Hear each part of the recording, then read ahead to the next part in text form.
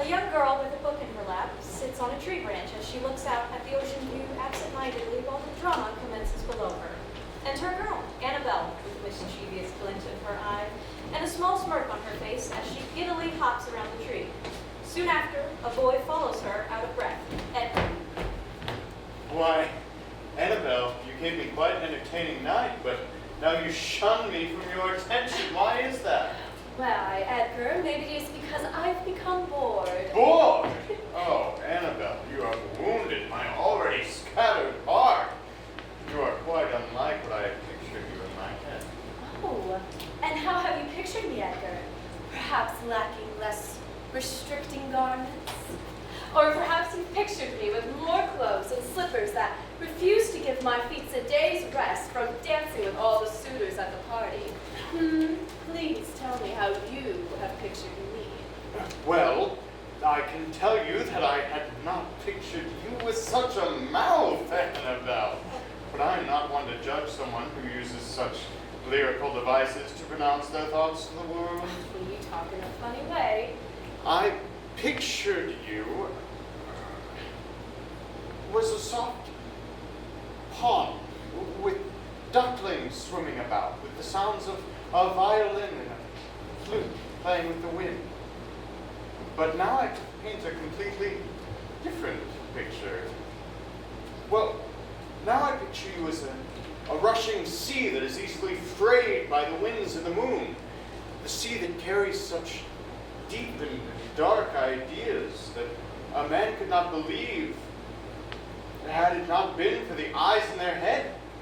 You carry a starfish that's stuck onto a normal man and leave a mark on his bare skin. And fish that sting by the slightest touch. You carry sea animals that bite and bite back. Well, Edgar, you really know how to make a girl mad. Why, I could just... No.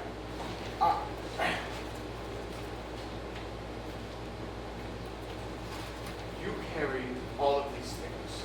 And yet, what I see does not scare me. No, I see all of these things and I'm intrigued. I'm in love. The idea of you is so enticing that I can hardly bear it any longer. Won't you dance with me some more? Oh, you? That girl will be the death of me. That girl is more. How long have you been standing there? Hasn't your mother taught you that wandering ears ought to be punished? Oh, yes, she has, and yet I find my ears tend to wander away from her lectures.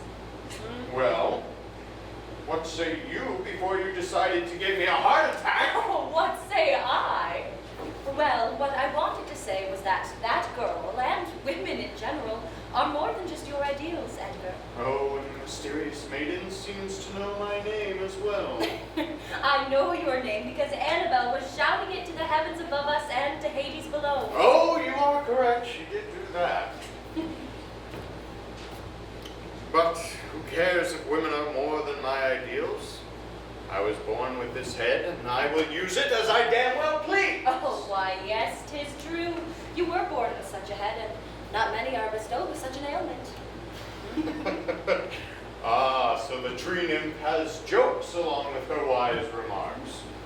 What else do you have to say with such confidence to a fellow? You speak beautifully.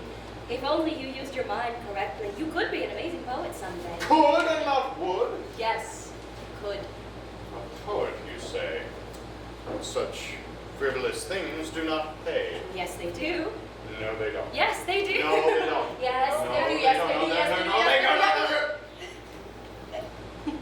All right. Well, tell me, what does it pay? Pays with freedom.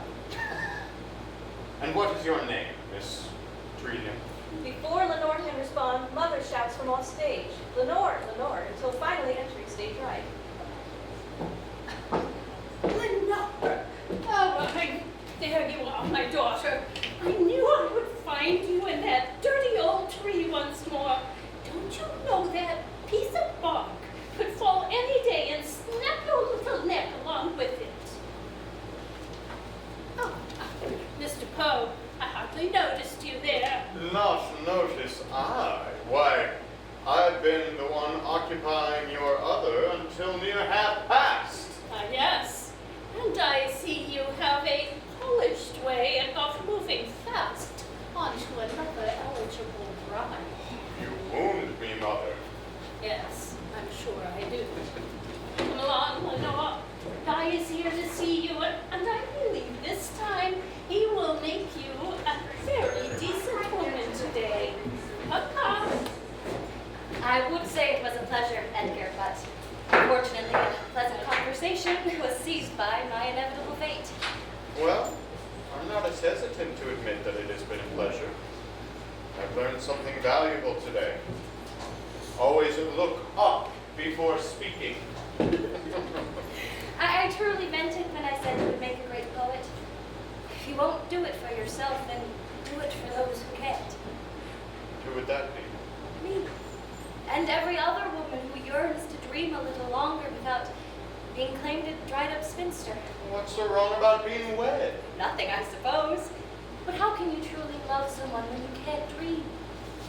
To dream is to love, and to love is to dream, and to dream is to be a poet free from the shackles of society. Lenore, it's nearly midnight.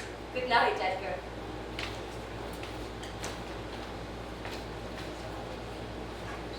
Midnight. Midnight, and it is June. I stand beneath the magic, the merry, the mystic moon.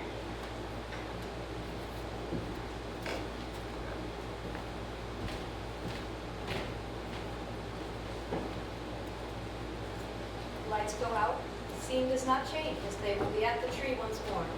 There will still be a moment with the spotlight. It is Lenore and Mother. They are in a heated debate. Everything is silent as they shout and shake with anger. Lenore gives up and walks away. The light dims out on Mother, who is frustrated. Lights go up. Edgar is alone, staring at the ocean view.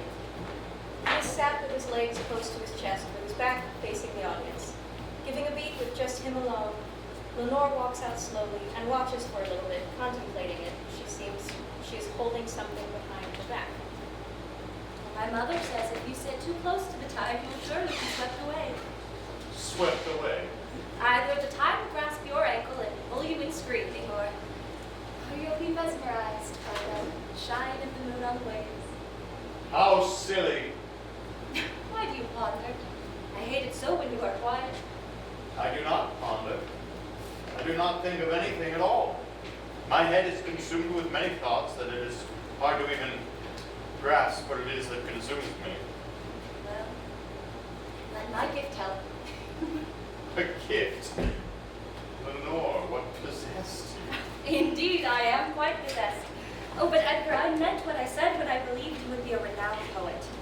If you won't make the first move, then I will make it for you. Oh, you are like a piece to a chessboard. You stand there straight backed and with prowess the devil would envy. And then you move and leave me completely in awe. Are you bad at chess? What? Well, I've noticed that you have come back to me with riddles I've missed, so it seems my gift has worked.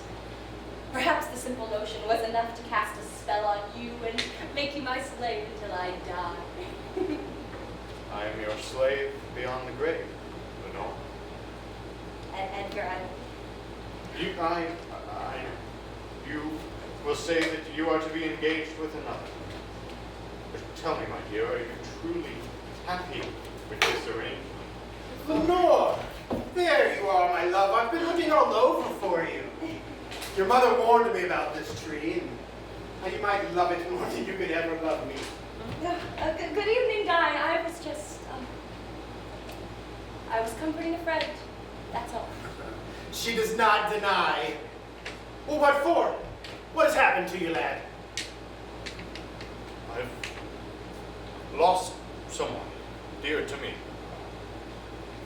Someone I met too late. Well, I'm sorry, lad. You'll surely find peace with it later in life. Perhaps God made it this way in hopes to give the person grace from an unsuspecting life. Perhaps he made it that way to give you another chance. No, I think not. Well, Lenore, I think it's time to help Mother in the kitchen for supper. Sir, I hadn't quite gotten your name. Edgar. Ah, yes, Edgar. Will you be joining us today? Lenore makes a pleasant pastry. I'm sure she can make enough for all of us. I am sure that is a lovely idea. Great. Lenore, shall we go? Indeed, we shall.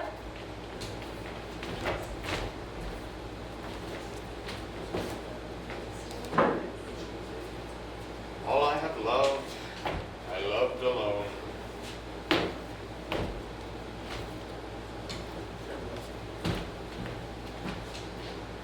The lights go out, the scene changes, and so does the time. Lights go out on scene, and as the scene changes behind, there is a spotlight on Lenore and Guy. Guy smiles as he gets down on one knee. Lenore is steel-faced and with no smile. He puts the ring on her finger and walks out of the scene happily.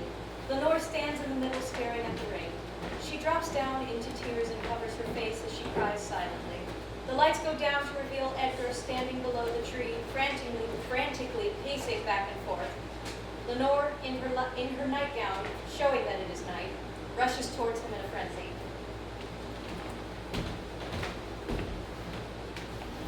Edgar?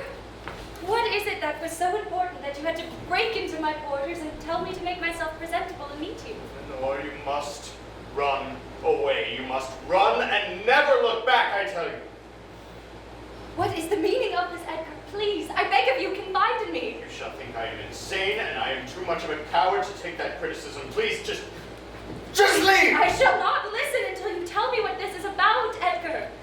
Why, you know that I will not laugh at you, but rather alongside you, and it seems that this is no laughing matter. Right. Lenore, I had a dream. A dream so harsh I refused to believe my head could make such a thing up. It had to have been a prophetic vision, something the heavens only wanted me to see.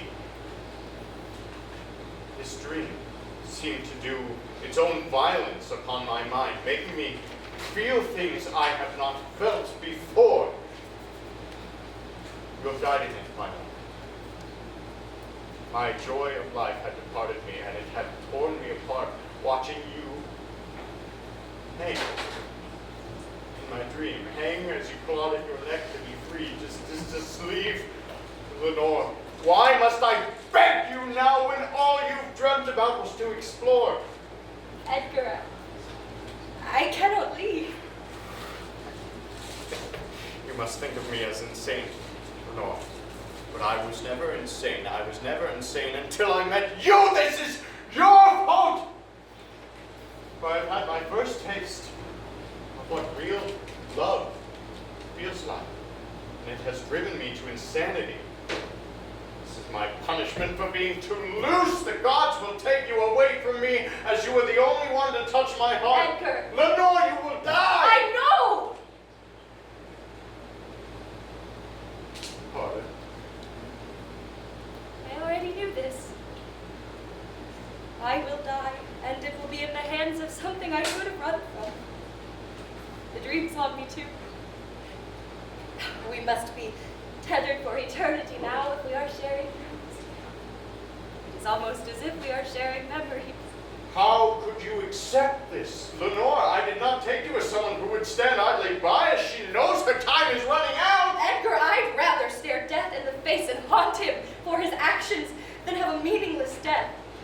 Thank you, Edgar, but I do not accept your request. How much? I beg your pardon? How much will you take to leave?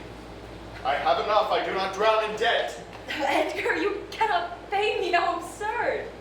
How can you laugh at a time like this? Please! All is well, Edgar, all is well. My beating heart deafened you before falling faint at end hours. Edgar, I will see you in the morning. Lenore! I will see you in the morning.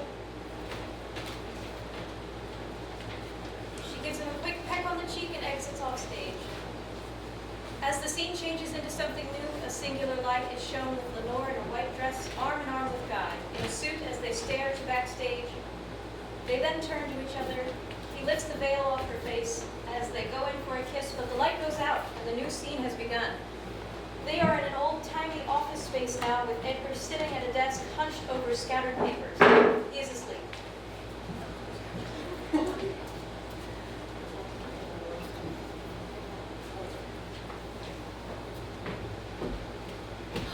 Edgar!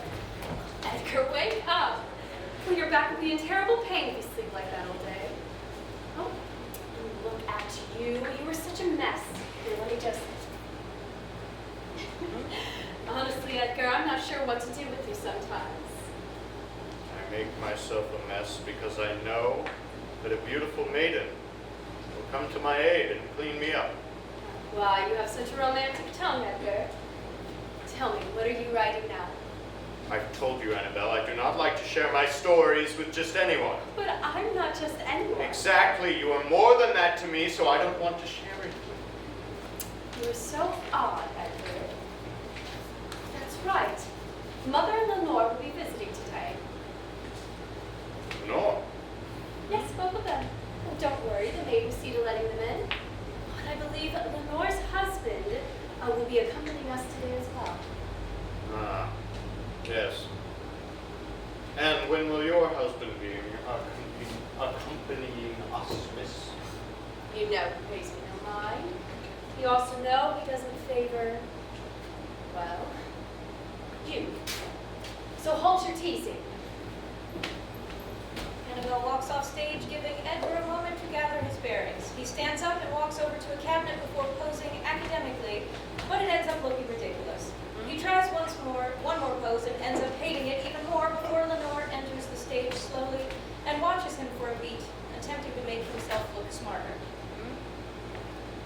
Alas, I must call Annabelle up, for I fear you're having a stroke, Edgar.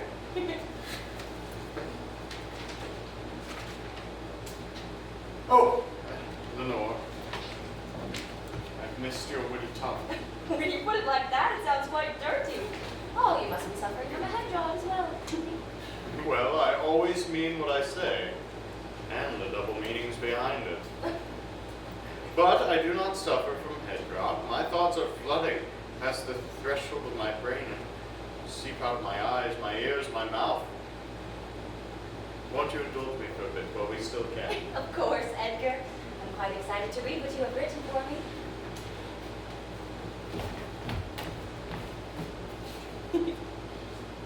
Oh, Edgar. Such beautiful thoughts. Who is this, Tamer? Ah, Tamerlane! Yes, he is a king! Why, you have such a beautiful way of retelling. I do believe that all poems should remind the reader that they will die. Indeed, Lenore. You have a way of bringing darkness to light. But I was sure you would know all about Tamerlane with how much you stuck your petite nose in a book. Oh, well,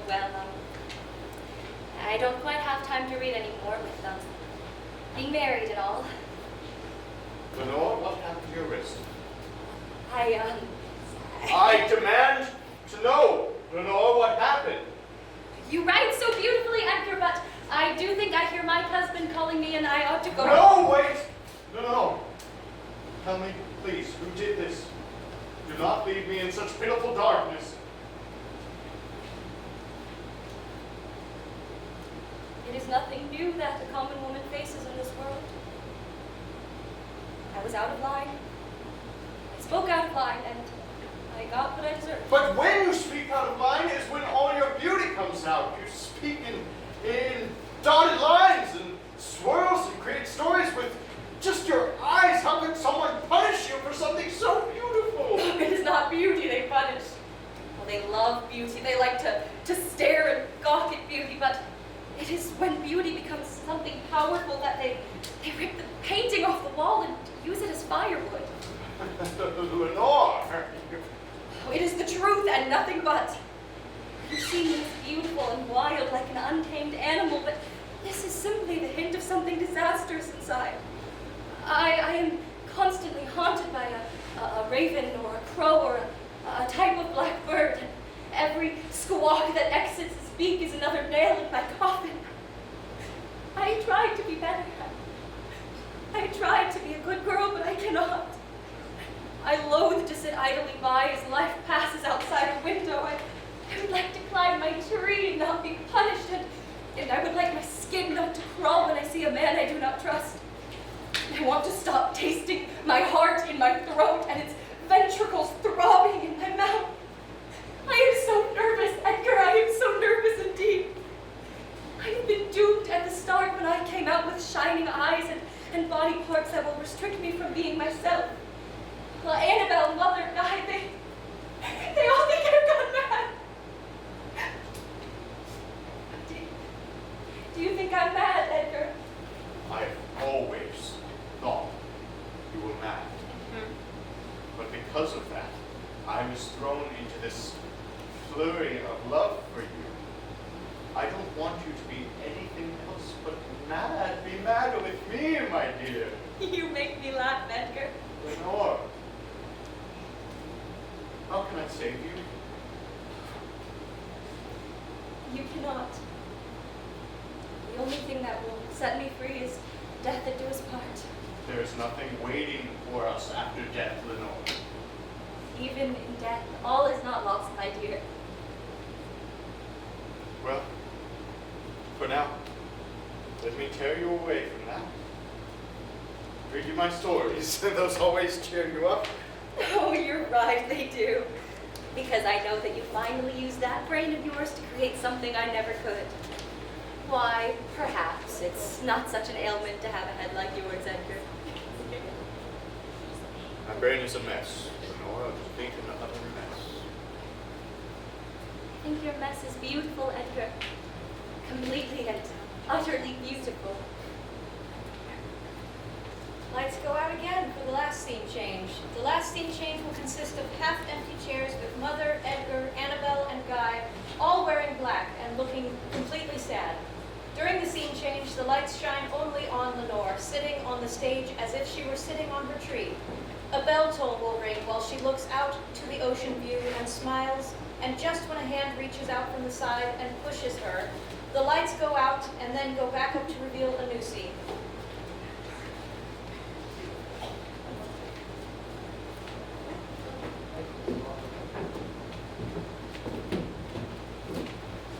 What a shame and a waste of a beautiful young girl. Oh, Guy, I tried to warn her about that tree. I knew that tree would be the death of her. I know, Mother, I know. I could not wrap my head around the fact that only months ago I was a newlywed man with a bright-eyed wife. And now a widower. And at such a young age. I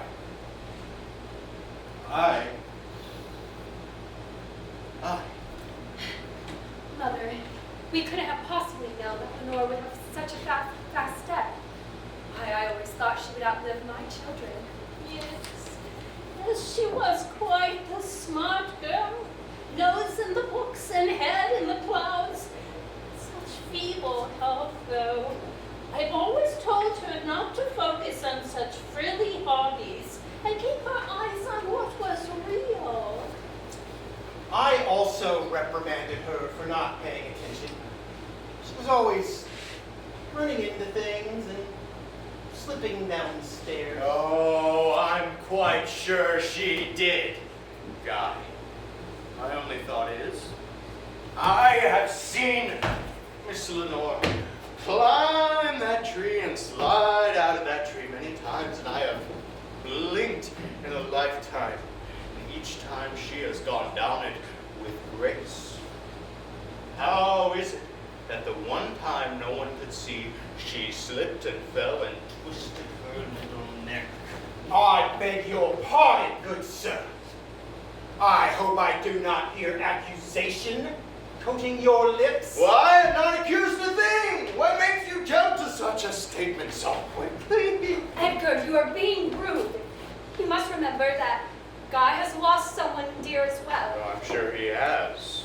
Although, perhaps Lenore took jumping lessons from him before she passed.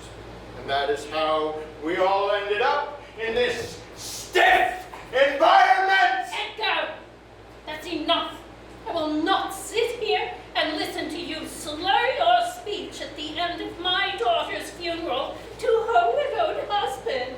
Why, I hope God closes his eyes when you're around, Edgar. Like how you closed your eyes and allowed Lenore to be parted off with a man such as that! Mother, do not fret over what this miscreant has to say. Is this just all such a mess? Lenore would celebrate such a mess. Absurd! Not my Lenore. Come along, Mother. We should not be reminded of what scum Lenore surrounded herself with. Let us go home. She wanted to marry you, Edgar. That night at the party, she went on about how the mystic moon was set just right and that you could promise her a world created by your penmanship. Now, look at you. Proving her wrong by tainting that brain of yours with the tip of a bottle. I've changed my mind. I hope God is watching so he can send you to the pits of Hades. But I hope to the Lord my beloved daughter can't see you now. Lenore may have been naive, but I thought she had some taste before entrusting her most sacred part to anyone. Now I don't feel as special. You scoundrel! You're nothing but a worthless speck in a desolate existence. Your stumbling that you call fighting is pitiful at best. And I am not as interested in your poetry as Lenore, Edgar. Fighting me with dainty words will never frighten a fellow, especially when my words are conveyed well enough to the public to be believed. Your words make fairy tales and brand you as the town loony. I wish you a slow recovery, Edgar. Annabelle, it was a pleasure seeing your beauty on a rather dismal day. How is your husband? He's fetching the carriage with the children. That's not what I asked. But the way you meticulously avoid answering and pawn your children off to the man, I'm sure he's not doing well. If you were my wife, well, I bid you a good day, Annabelle. Really done it now. He pushed her. I cannot prove it anymore, but I could have while she was still alive. He pushed her! He pushed her, I say! Wait, you're hollering. You might just wake the dead.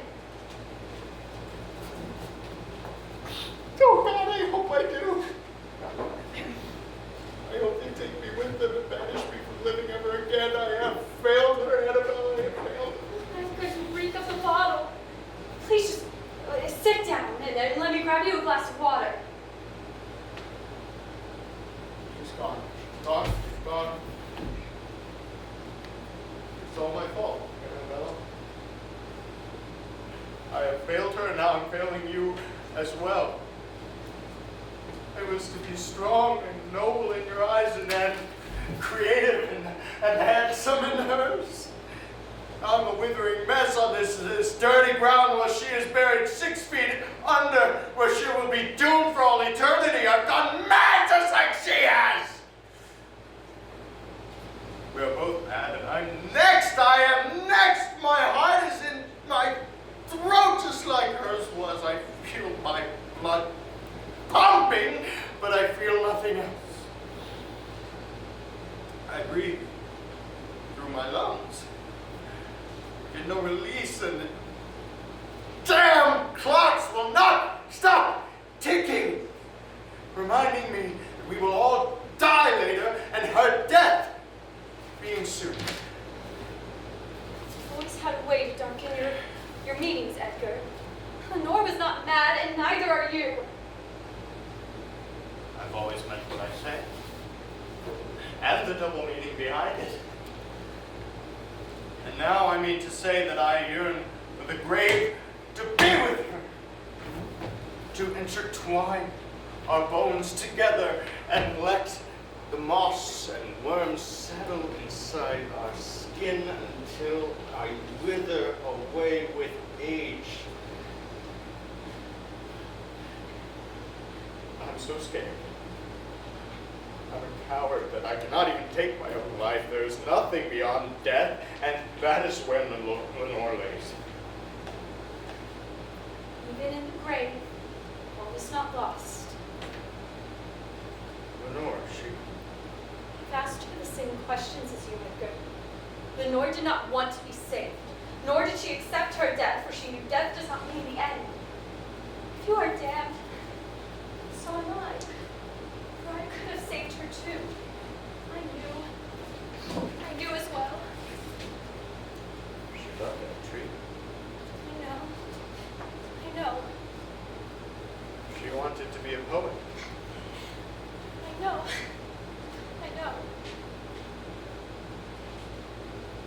He killed her. I know. Yet we allowed him to speak brightly of her with his fancy lips that matched his fancy pants. He loved her for her wealth and her wealth only, but hated her pride that shined in her eyes. He punished her for it. Well, I stood near, loving every moment I saw a glint in her eyes that were framed with circles on it. Well, I said things to rattle in her hopes.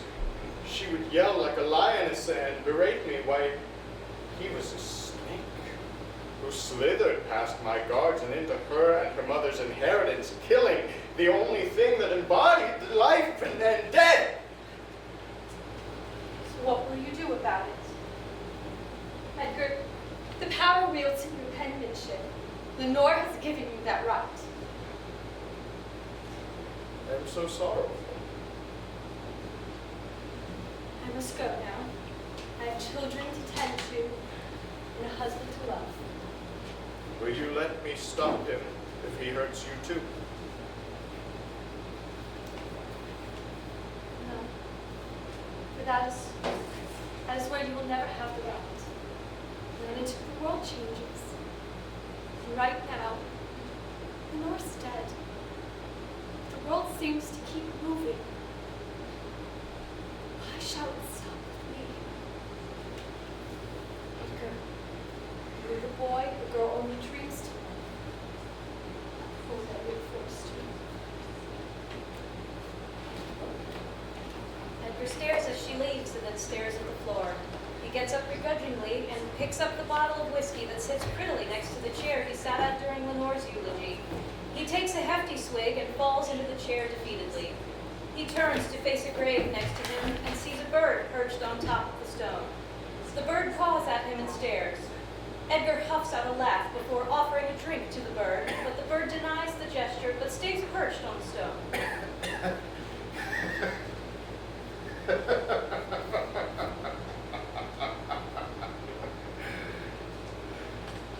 I don't suppose you have all the answers, little birdie.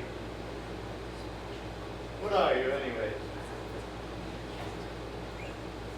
Ah. A raven.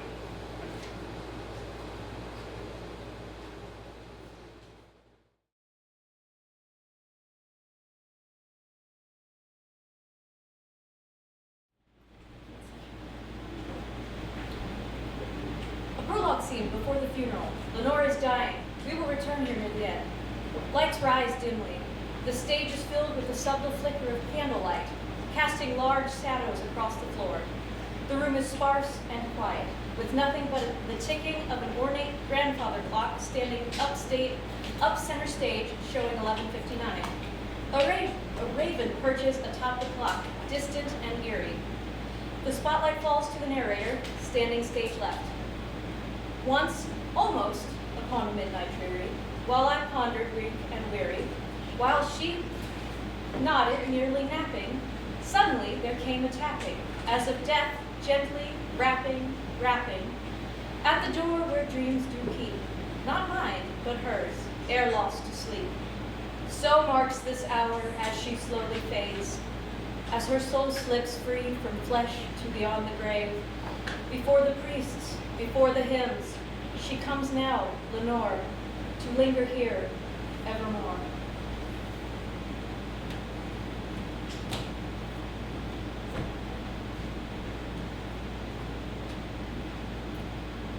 You're still here. I always wondered if you were real, or just the shadow I found solace in. I'll come soon, with flowers and polished words, with tears and echoed scripture. Come with the rehearsed grief and say things they never meant. They will mourn me with lies. How I wish they would address me in virtue I never wore. I took pride in the pretense of their grief. I hope whatever comes now is softer than living. Legs go out slowly into a blackout. The light turns golden. We see a large tree and hear chirping in the distance. And backstage, we hear laughter. A young Lenore runs into this next memory, alive, radiant. The raven remains, silent, observing. The spotlight once again shifts to the narrator. As the page turns with Lenore's last breath, with ink still wet from the hands of death, so now as the poet opens his book, into the past we'll take a look. In night flies an innocent dove, without the wings of motherly love. They said she was proud, but never they saw the child who played by her own law. Where others bowed, she'd rise instead, with a dream-like crown upon her head. Auntie Helen, I missed you. I missed you too, dear. Careful now. One more inch taller, and the sky just might clean you. Maybe I'd let it. Maybe I'll grow wings instead. Then I could just fly over everyone's heads. Well, that would be a shame. Who would keep me company under this old tree? Thanks, Auntie. What's turning in that clever head of yours? She called me a burden again. Said I take up too much space. Well, I wasn't even loud today. Your mother's got ghosts, dear. When she's not looking, they tug at her sleeves. But that's not your fault, sweet girl. She looks at me like I'm some crooked mirror. You are not crooked. You are sharp and shining. Folks have a tendency to flinch at the light. But she acts as if even my quiet is too loud. I don't want to end up like her. And don't. Dear, you have pride. But just promise me you'll stand tall without stepping on anyone else.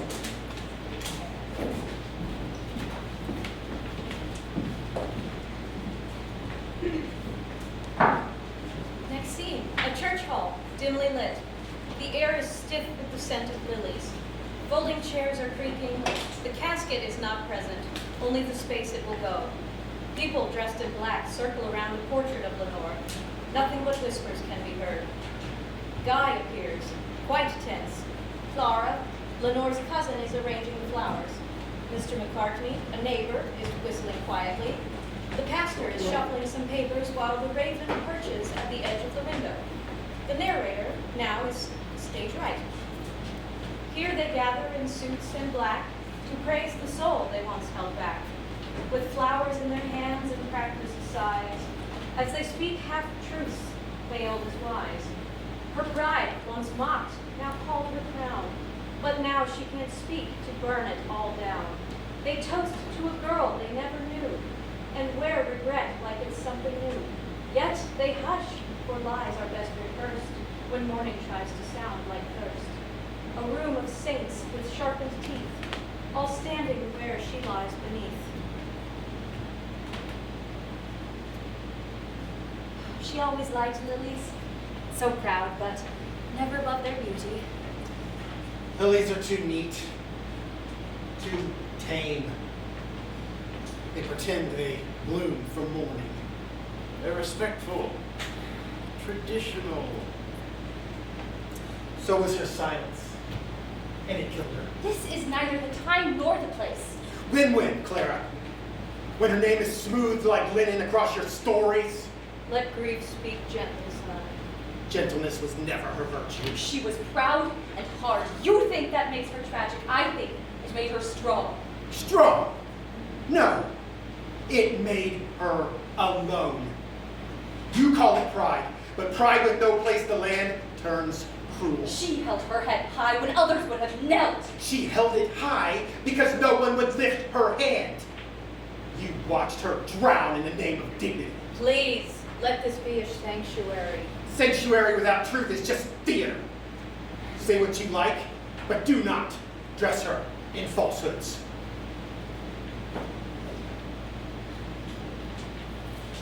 Flower places the lilies down, slightly trembling, blackened.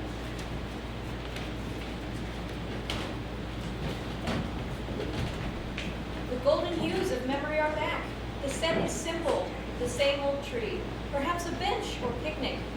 The raven lies in a shadow nearby. A single flame, but still a softened scene. The fleeting year turned 12 to a teen. The ones who came, just one or two. The rest had better things to do. Yet warmth, when rare, is warmer still. When love shows up and time stands still. A name half spoken, half forgot, still echoes in the ones who are not.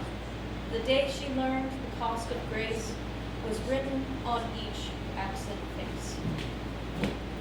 Now look at you, a proper young lady. I had to wrestle 3 crows and a cat for that crown. Well, you didn't have to do anything, you know. Yes, I did. A girl should wear a crown on her birthday, even if it's made of creased cardstock and good intentions. It's better than anything. I've got it than anyone else. Well, that's a sad thing to say on your birthday. It's just true. Nobody came. Even Mama left as soon as you sang. She said she had a headache or something worse.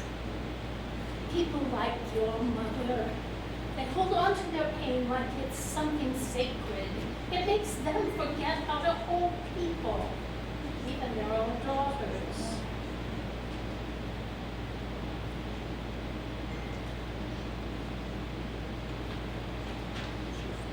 Well, I know you thought maybe this year would be different. Well, different isn't always louder. Sometimes it's just quieter and kinder. Open it. It's so beautiful, Auntie. It was mine, and now it's yours.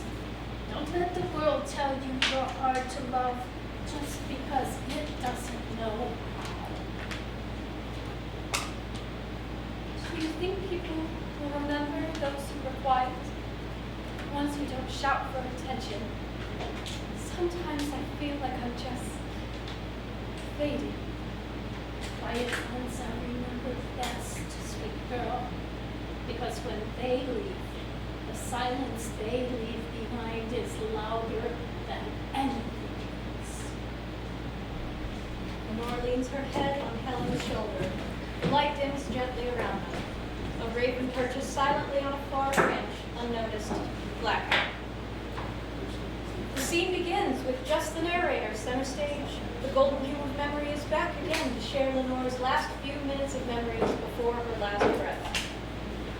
Some days are quiet, seldom very kind. They leave too much thought and time. Some souls arrive like sudden rain.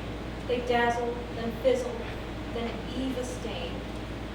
One glance becomes a seed to be wed, but not all threads were meant to be thread.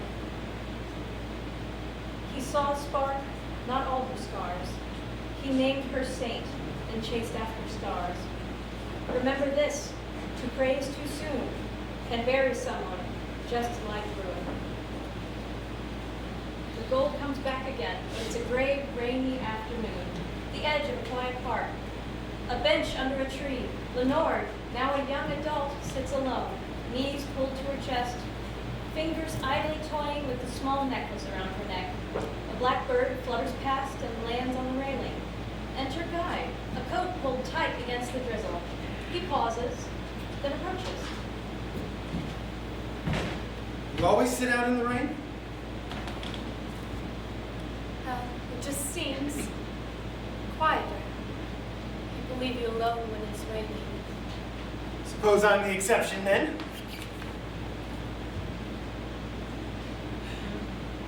You're not loud. That's something. You don't talk much. No one listens much. I would. It's a nice necklace. Thank you. It was my auntie's before she went. She was the only one who really knew me. Everyone else sees what they want. She saw what I hid. She saw the best parts. You always say things like that. You're strange. And you're not. Lenore laughs a bit. Laugh out. The same scene in the beginning is repeated. Lenore dies. Lenore enters slowly from stage right. She enters a flowy white nightdress. There is dried blood at her nose and the left side of her ribs. Not excessive, but enough to suggest violence or illness. She walks with difficulty, weak, trembling, clutching her side. Determined, she reaches center stage and stops. You're still here. She looks up at the bird for a moment. I always wondered if you were real. Or just the shadow I found solace in. You'll come soon. Flowers and polished words. Tears and echoed scripture. Come with a rehearsed grief and say things they never meant. And mourn me with lies. How I wish they wouldn't dress me in virtue I never wore or take pride in the pretense of their grief. Lenore gasps as she falls down, clutching her chest. The raven peers down at her ever so subtly as the clock begins to chime with its hourly gongs as its hands point to midnight. I hope whatever comes now is softer than living. Final breath, the ticking stops. Lights go out slowly until blackout. The stage is still. Lenore lies in the same place she died, but something has shifted. Time no longer clings to her. Slowly, she opens her eyes. Her breathing is calm. She sits up, touching her chest, confused.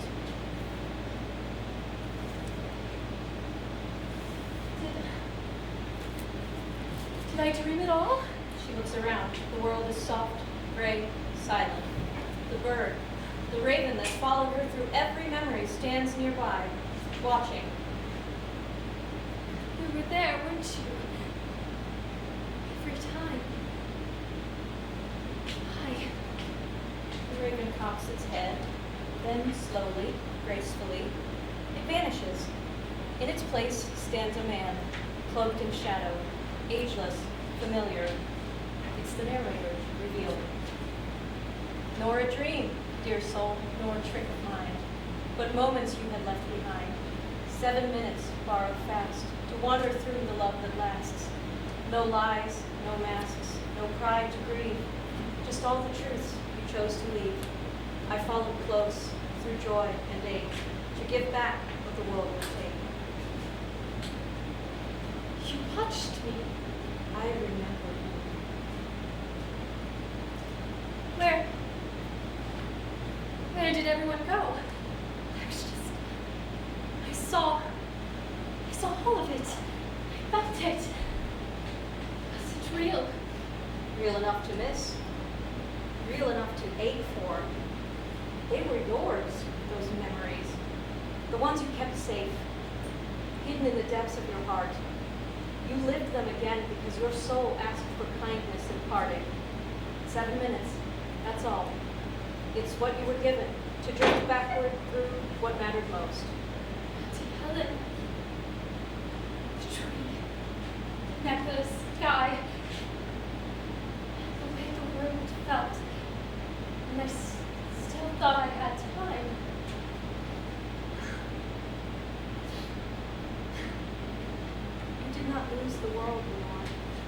You left it holding your truth.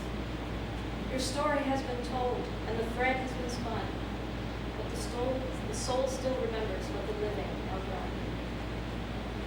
Blackout. The scene begins with everyone at the funeral frozen behind the narrator.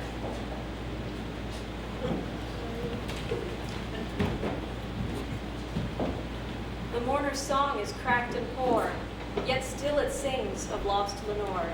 They see her not, but she is near. She listens close, yearns to still hear. And I, her witness, cursed to speak, have told the telltale, both dark and bleak. So ring the bell and close the door, for she is gone, evermore. The lights go up on the guests at the funeral as the narrator disappears. They are all talking over each other, sharing half-truths and fake tears. I always knew she was fragile. Poor thing, it's so sad. Her smile. She took everything too personally. The girl was born to break, but she's in a better place now. She should have tried harder. Plenty of people have it worse, you know. I told her she needed help, but she never listened. Enough! Enough of the lies! You talked like you loved her, like you knew her, like she was some porcelain thing that just slipped from your hands. But where were you when she was breaking in plain sight? You left her alone. You crossed the street when she came near. You whispered behind her back, rolled your eyes, laughed when she cried. Don't act holy now. Don't rewrite her into something palatable just because she's dead.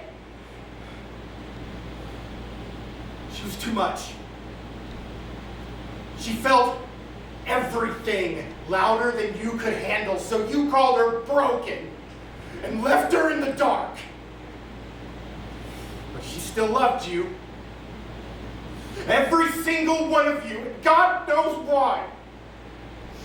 And now you weep and lace pearls, say you wish you'd done more. You had years. You had chances.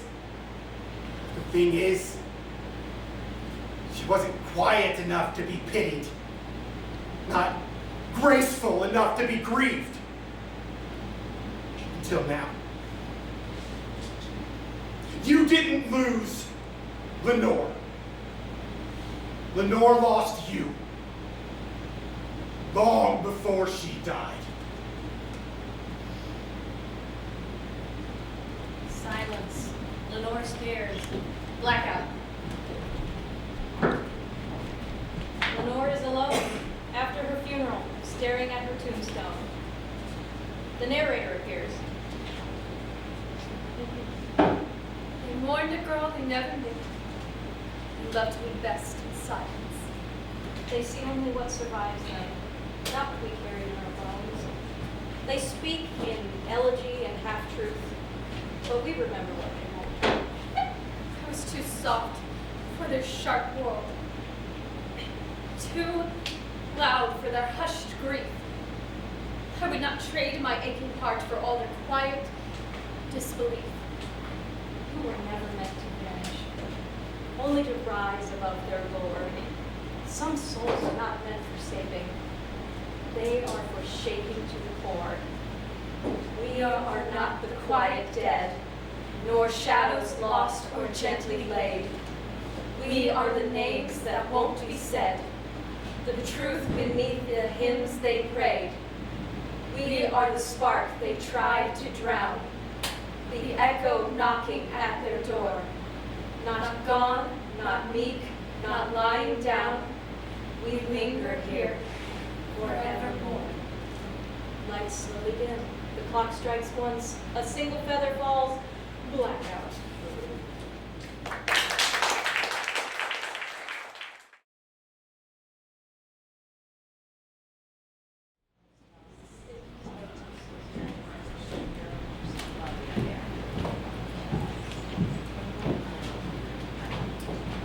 You want to know more about my sister, bright, beautiful maiden, before her death brought darkness to those who knew and loved her. It's been a long time since any have asked about her. I shall try to do her justice in the telling of her tale. After she died, there were some who would eagerly repeat loose talk they believed to be true. Mother always said, used to say, that rumors were only ever spread by envious people who were too idle for their own good. She who was born before me, frozen forever young, as I grew old without her, and now there are those who say she wanders the endless moors, an ethereal, sorrowful spirit. My poor sister, her name was Lenore. Was not always considered the madman, living like a hermit on these desolate moors, talking to birds and staring at the horizon as in a trance. Years in this too big, empty house, dark and dreary, have aged me. My soul grows weak and weary. My life was changed forever when I met her. And though nothing can bring her back, somehow it is as if she never left me. I hear her voice calling me some nights across the moors, or on the edge of storm clouds, whispers in the shadows of evening, draped in velvet softness. So soft, I scarce believe them real. Phantoms. You believe those we love remain after death? I do. I have to. She's here. Love, true love, is like a tether between two souls. It is resolute, resilient, reaching across the divide between life and the hereafter. My spirit cannot leave this earth while my beloved still lives and breathes for me.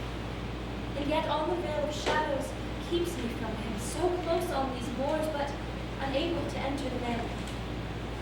How tragic the illness which stole my youth and future from me, being doomed to find love for such a short time. Yet this is what made my last days so vibrant and full of life. There is more to life and love than I ever could have known, even if I had more years of health before my mortal end.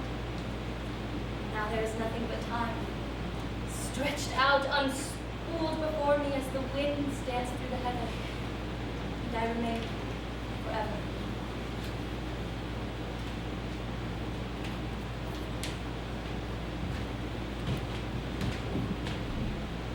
Grand ballroom, many years earlier, an evening in early spring. Lenore and Myrtle are standing and talking about the party. Can you believe those ninnies suckering over the Baron's son? You'd never catch me fluttering about such a dunder-headed fellow. They're only after the victory of securing a prestigious match. It's such a competition, and they all wish to be admired. I pity them sometimes. Well, of course, none of them could compare to you, my dear sister. Oh, don't. I'm sure I have no special beauty, and I view kindness as the more important virtue at any rate. I shall be satisfied with the man who has care for others above himself. Nothing more. How are you enjoying the party, the Baron's party, my dears? I must say, it was rather fortunate indeed we received the invitation. Your mother and I could not have hoped for a better social opportunity in this rather provincial town. Oh, yes, indeed. We are fortunate to be amongst such preening peacocks, I mean peers. Myrtle, dearest, please watch your tongue before the wrong ears overhear your words. Quite right. There is an excellent chance of a match for you here, Lenore. Oh, pleasant evening to you, sir, and to your family. Of May I course. ask the honor of introductions? Yes, I should be delighted. My eldest daughter, Lenore, and her younger sister, Myrtle. Daughters, this esteemed gentleman is Guy de Vere. Would I be too forward to request the next dance with Miss Lenore? Not at all. Lenore would be quite happy to join you for a dance, wouldn't you, my dear?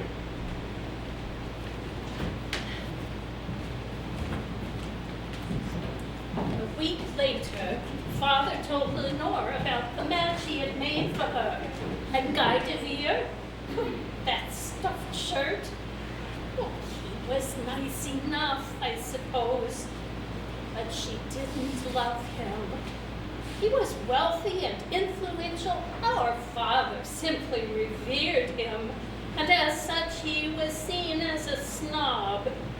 When the engagement was announced, all our friends thought Lenore had become too prideful for managing to secure such an enviable match. However, her few closest friends, myself included, knew she would rather not have been the older sister, and thus have all the weight of making the good connection put on her shoulders. Her father was simply a man who wanted to climb the social ladder to a higher level of influence. Saddled with 2 daughters and no son, a sickly wife, and a dwindling political career. And then Lenore became dreadfully ill. Consumption. A cottage by the seaside. Late spring. Mother and Lenore were seated outdoors. How are you feeling today, dearest? Oh, You certainly look less pale in the sunlight. I believe I'm a bit stronger than yesterday. I may even venture past the garden to take a walk later. Mother, may I please go down to the seaside? My new friend Annabelle said she would like to walk with me and watch for sailing ships. Of course, dear. Why don't you take your sister accompany you? What do you think, Lenore? Well, I don't know, Mother. The sunlight reflects so brightly off the waves, it would hurt my head. I was actually considering a walk across the moors, where the breeze would feel so lovely. Very well. Just don't tire yourself out entirely. You must rebuild your strength gradually. Ah, how wonderful to see you out of your room, Lenore. It's good to see my ladies enjoying the pleasant weather. Unfortunately, I've just received word from town informing me I'm in need of an important meeting. I must leave this afternoon, and I'll return when I'm able. Oh, well, we'll miss you. I'm sure we'll be quite all right without you for a while. So idyllic here. Goodbye, Father. I'm headed to the shoreline to walk with Annabelle. I'm suddenly quite tired. I think she'll have a short rest before tea time. Have a nice walk, my dear, but try not to wander too far. I wouldn't want you to get lost. The illness had its better days and then the worst days. The days where my bed was an ocean, sleep pulling me under for hours on end. On the better days, the fresh air in the garden was soothing. Often I'd take a book from the library and curl up with a blanket in the gazebo. Or if Myrtle had allowed me to go with her on that particular day, on the warm sandy shore. She was so absorbed by the friendship she shared with Annabelle, who was warm and sweet and open as a flower. As worried as Myrtle was about my illness, I think those days were some of the happiest for her. They'd walk back and forth along the edge of the water, hand in hand, looking out at the waters and whispering together.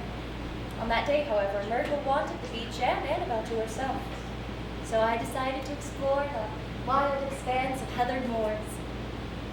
Before the moors, I was unaware of how lonesome and very wide the world truly was. But growing up in town amongst the neat rows of houses, everything so close was comforting. I was in awe, captivated by the open space filled with golden heather waving in the breeze. It almost looked like another ocean, unbroken by landmarks, aside from the big Gothic manor house which stood over the ridge. It fascinated me, but mindful of my mother's warning, I turned back to look behind me to see how far I'd come. And when I was sure the cottage hadn't disappeared from sight, I turned around and was considering wandering closer to that manor. And that's when I first saw her. I believe those first moments I saw her were as a dream, as though heaven had opened up and an angel had stepped out onto the moors, the same moors I had rambled across throughout my childhood. Her golden hair tossed on the brisk gust of wind, her radiant face, this maiden who was to change my life altogether, stood there, gazing in my direction. And I was absolutely speechless. There simply were no words, as it seemed that time had frozen around me. The warmth of her smile, the sunlight on her hair like a halo. Even the way the tall heather of the moors swayed around her held me, kept me as trapped as a beetle in amber. Hello there. Lovely day for a walk on the moors, isn't it? Do you live over in that manor? Yes, and are you lost? Is there somewhere I could escort you? I'd be more than happy to. Oh, no, I'm not lost. Well, my family's cottage is there behind me. I just fancy to walk through the heather. Don't you think it looks like a big sea? It's beautiful, isn't it? Yes, but not half as beautiful as you. A radiant maiden. No, my apologies if you think me too forward. There aren't many visitors on the moor. May I ask your name? Well, my name is Lenore. What is yours? I'm Phineas. It is truly a pleasure to meet you, Lenore. After a few pleasantries, the conversation deepened. We sat down right in the soft heather and talked for hours. The topic turned to things of the future, and I admitted to him that I was already engaged to a man who remained in town. I told him of my illness, how my days and years were likely to be shortened, but being here in the country air, my condition seemed to be improving. I told him I didn't love my fiancé. I don't know why I told him that. We talked about dreams and books and far-off lands. My heart felt so light and free with him. There was a connection I had never found before, not even with my sister. This, then, was love. I didn't want to leave, but the sun was starting to get low in the sky. I told him that I'd return tomorrow. I walked away towards the cottage.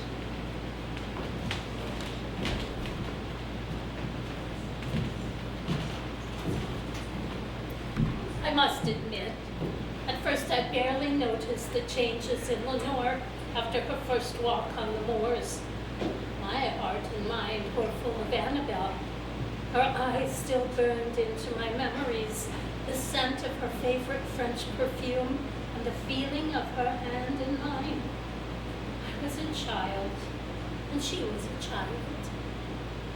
As we walked sweetly beside the sea, but we loved with a love that was more than love, me and my Annabelle Lee. But that's another story for another time. This is my sister's tale. The parts of it she told me in her last days. Those last weeks, she was changed from the meek, sweet maid she had been, her face lit by love, the soft rose hues on her pale cheeks, all because of him, the mystery man on the moors. The house is mine now, since my father passed 5 years ago. Most of the rooms are closed up, as there are too many for me to occupy by myself. I imagine it would be lonely to live that way. My sister would probably say something about ghosts and spirits. She is fond of spooky tales and stories based on legend. I try not to think about such things myself, especially on stormy nights. Sorry, I was simply thinking of a dark room lit only by the fire in the grate, maybe a single lamp. How easy it would be to imagine things in the shadows. How long will you be staying at the cottage? Will you be returning to town in the autumn? I do not wish to return to town at all. I only want to stay on the moors with you. Father will probably be coming to the cottage in the next few weeks. And God has sent yet another inane letter, this one more insistent than the last. There are only so many politely vague ways a proper young lady can write. It's exhausting, actually. Do you mean it, though? You would really give up your life in town, leave your family, just to be with me in my too large house in this lonely countryside? Yes, in a heartbeat. Forever many of those things I have left. I feel myself getting weaker these days, but if I could, for you, for this love, I would stay forever. Beyond forever. Then let's find a priest who will marry us. We'll elope. We can hide away in our manor house. Don't tell a soul. Well, maybe you should tell your sister. She can live with us if she wants. Well, I can't tell if you are jesting or if you are in earnest. My sweet Phineas. And what if my father came looking for me? For he would know I couldn't have gone far in my condition. I will protect you. But we could go far away from here for a while, travel to somewhere warmer. I do not doubt you would protect me. Please allow me time to speak with my sister about this. No matter what, I think I would be forever unhappy if I were separated from her completely.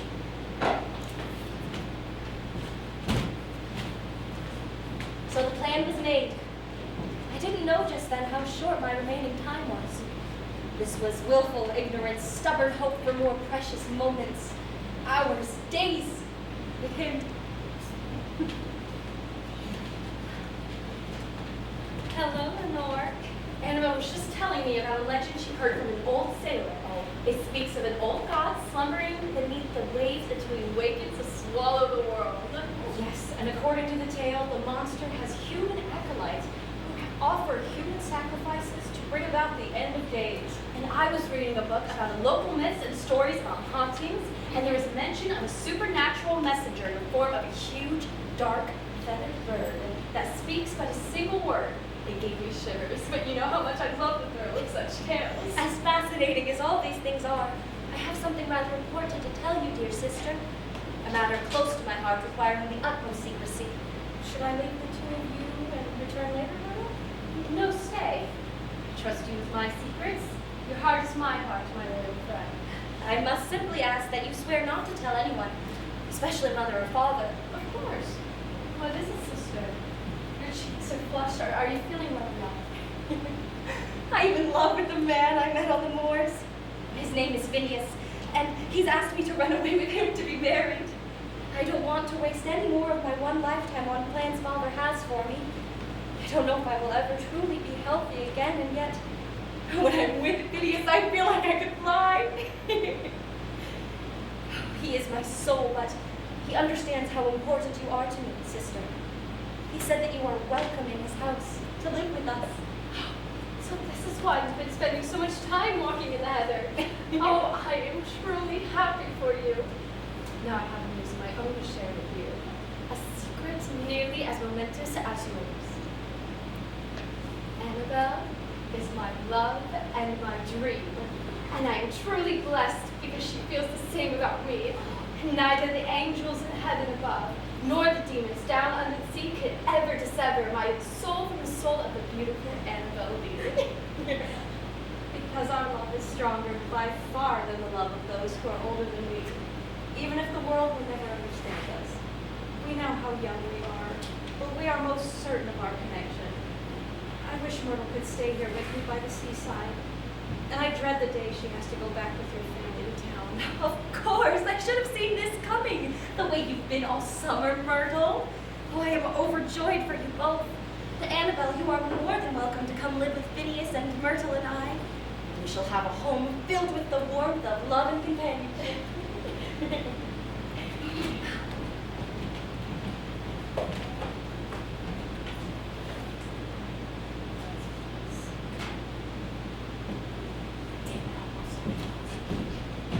Days later, Father returned from town.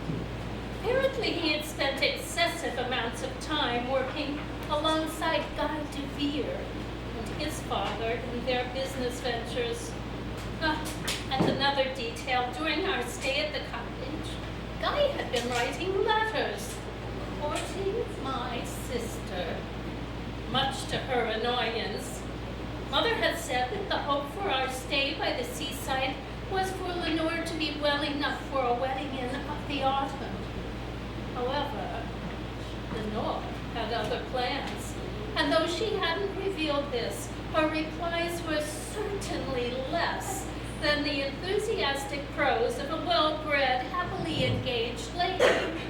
And how this must have enraged the manly pride of her fiancé, enough for him to complain to father. That father's arrival at the cottage that stormy afternoon brought with it a reckoning. No, I shan't be called.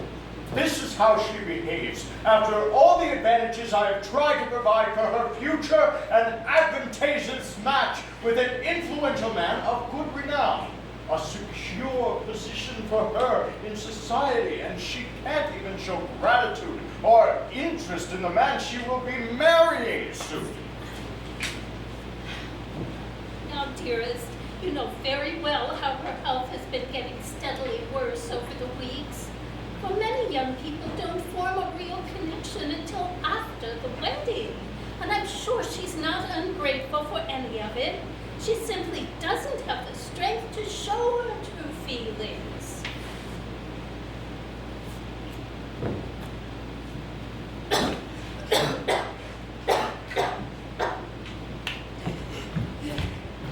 I hadn't wanted to believe it had become this serious. Should I go and fetch the doctor in the village down the road? No, it will pass in a few minutes. It usually does. No need for the doctor. Just give her some space. Very well. I will wait until she feels well enough to talk. But I'm not finished with this discussion yet. I'll go and fetch you some tea, Lenore. There is no easy way to describe the illness which was devastating my body. Drawing breath sometimes was an uphill battle. I was unable to speak without coughing so much that my breath was stolen away again. And my strength was often no more than that of an infant's. But my thoughts and feelings were astir all as before. I was trapped inside my own body, having the very things I used to take for granted, being incredible feats of willpower and mental fortitude. The consumption was eating me alive. I hated it. My thoughts kept returning to Phineas and all we had planned. Despair began to creep into my heart, and I wept. She was so weakened, and she needed help to do just about everything. One day her strength seemed to return slightly, and she called me to her room. She hadn't been outside in over a week. Annabelle and I had been helping to take letters to Phineas for her, without mother or father noticing. Nowadays was different. She insisted she must see him. Sneaking her out of the house was part exciting adventure and part impossible quest, and I had to remain home to assure that she wasn't discovered missing from her room.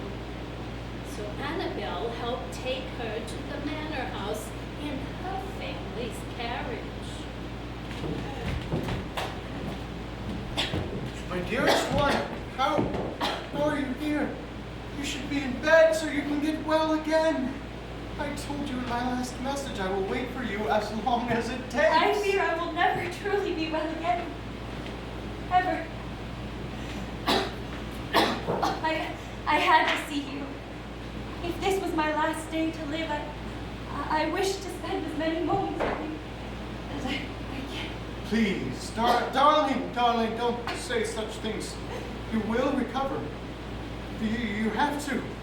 I cannot be parted from you. I cannot live without you, not anymore.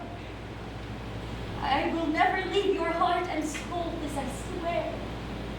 My love.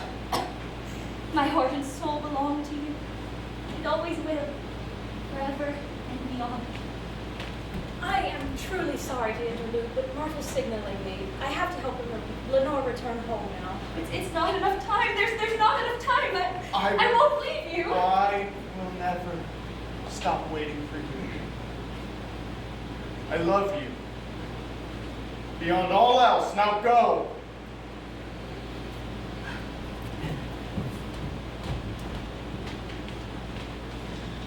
Those were our last moments together.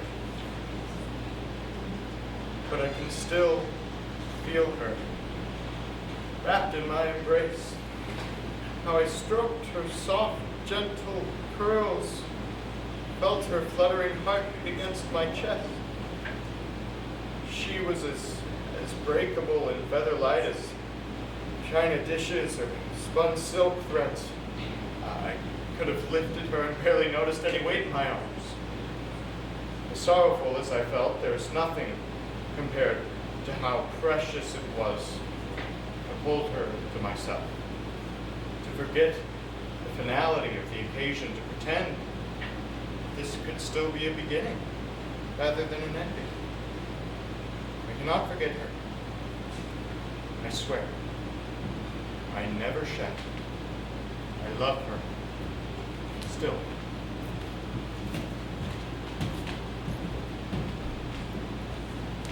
Annabelle brought Lenore home, and we all got her settled in a chair in the parlor. Mother and father were surprised to see her out of her room. I think it gave them hope. But I knew. I don't know how I knew, but I did. She died only a few hours later. Her breathing was an eerie sound at the end, a rasping, gasping, desperate sound. We were all sitting around trying to pretend it was a normal evening. I couldn't focus on the words in the book in my hands. The sudden silence was deafening. I grabbed Annabelle's hand. I could have looked.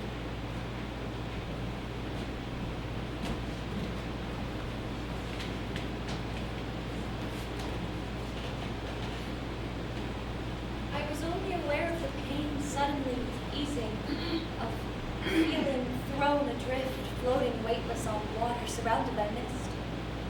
I opened my eyes, and the world was now shades of gray and shadows. More than that, I was completely alone. I spent the next stretch of time searching through the house for someone, anyone. I walked out onto the moors and the grim twilight atmosphere. I didn't understand. Was this eternity? What was I? Am I a spirit? Am I even still here somehow? Where do I go now?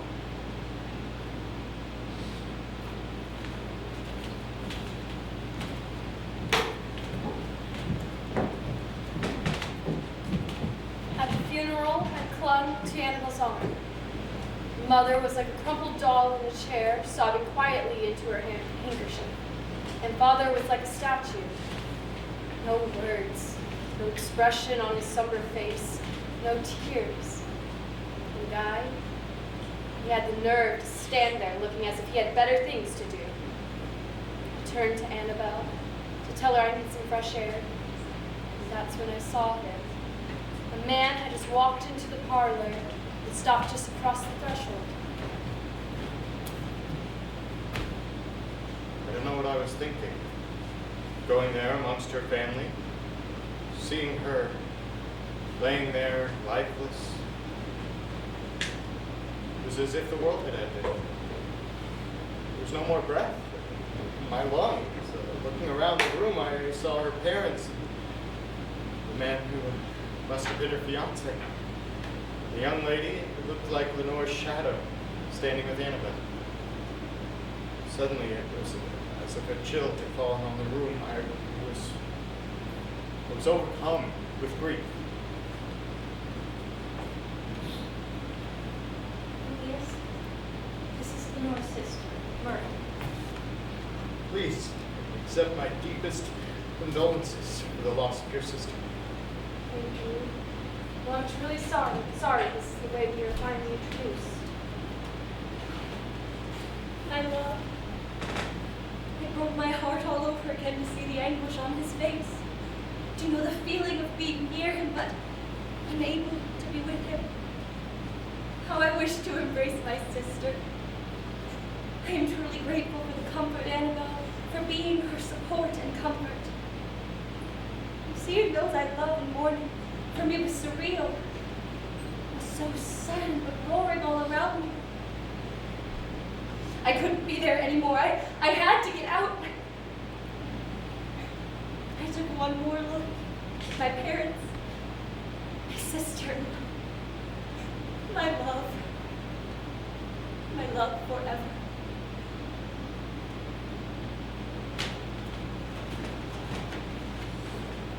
I'm sorry, but I must be going. I regret that our partnership has ended like this. Farewell. I must go. I cannot bear to see her like this. The life is still there upon her yellow hair, but not within her eyes. My heart will never be light, as my sweet angel must have taken flight.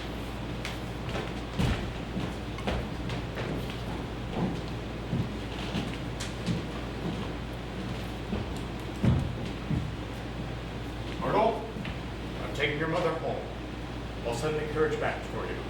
If you allow me, sir, I can see her safely home in my carriage.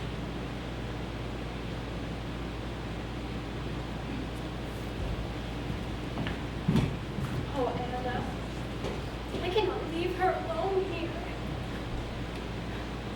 She shall float out from the earth with hope that flew beside, unto a high estate, far up within heaven. An anthem for the queenliest dead that ever died, singing us, beloved twin sisters of my love.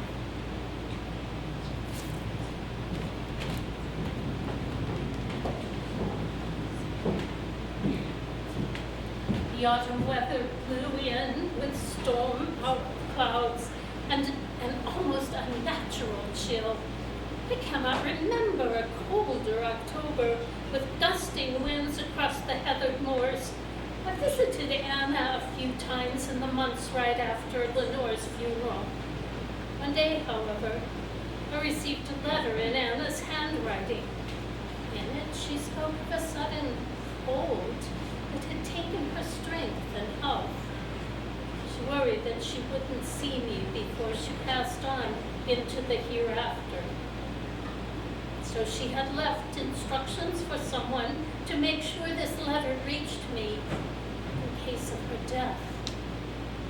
The angels, not half so happy in heaven, went envying her and me, and this was the reason that long ago by the sea, a wind blew out of a cloud by night, chilling and killing my beautiful Annabelle Lee. I truly have no earthly explanation for what I have experienced. Local legends as harbingers are easy enough to dismiss as storm-driven grief going mad in isolation, but I cannot close my eyes without seeing the black, feathered apparition, and its solitary word still echoes in my ears. In my sorrow, I was lost in the memories of a conversation about shadows and spirits. A conversation with my love, the long-lost Lenore. In the emptiness of the house, too large for me, and my mind conjured up enough to unsettle my mood. A noise in the hallway. I threw open the library door. Darkness there. Nothing more. I'm not sure if I eventually dozed in my chair, but I could swear that I awoke to a stately raving of the saintly days of yore. In a single word, nevermore. I'm not truly crazy. It's only grief. Love with no outlet but pain. I am still here, worn thin by lingering, a flickering light caught between moments, layers of hereafter veneer, shades of gray heather. My soul never wished to be parted from my love, though death came, so I refused to step through the gates of heaven. Hell had no claim on me. The burial rite was read, the funeral song was sung, storms, distant bells, and midnights weary. It but still the silence is unbroken, and the stillness gives no token. I wander these endless moors, lost but stuck between the before and beyond, forevermore. When love poured through my heart is lightning, my heart frightening, trembled and broke, and my soul from out of shadow floating on the floor shall be lifted. My sweet angel, Lenore. I can still hear those mournful funeral bells, the requiem being sung for her, the doubly dead, in that she died so young. Oh, my fragile, saintly sister, sleeping now and forevermore.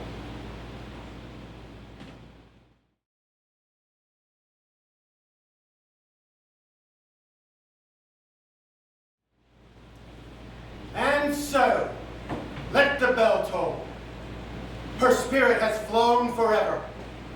A saintly soul floats on the Stygian river.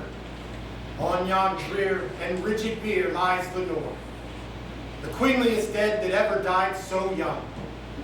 Doubly dead, in that she died so young. And now my dear friend Guy de Vere, husband-to-be, bereaved on the very day of his wedding, denied even the chance to be called widower. Is there anything you'd like to say to speed your beloved fiancée to her rest?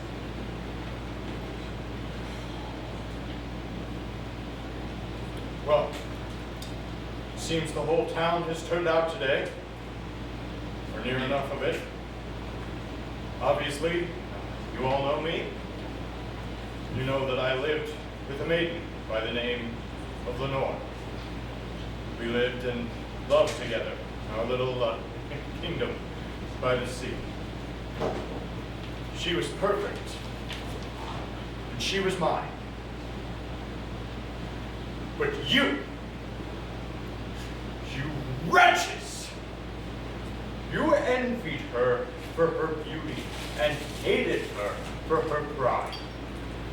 And when she fell ill, you rejoiced in her misery. As her voice grew faint, your tattling tongues grew ever louder.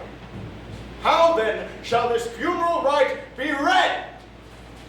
How this requiem be sung by you? Shall a dirge be composed from your gossip that did do death to my lost Lenore? Where's a song of praise for this innocent that died so young? Lost to your slanderous Peace, my friend. As you can see, his love and his loss have driven him not a little mad. You fancy me mad? How then am I mad? What you mistake for madness is but acuteness of the senses, for my eyes can see you all clear, my damned vulture eye that shall make your blood run Peace, cold. peace, I beg you.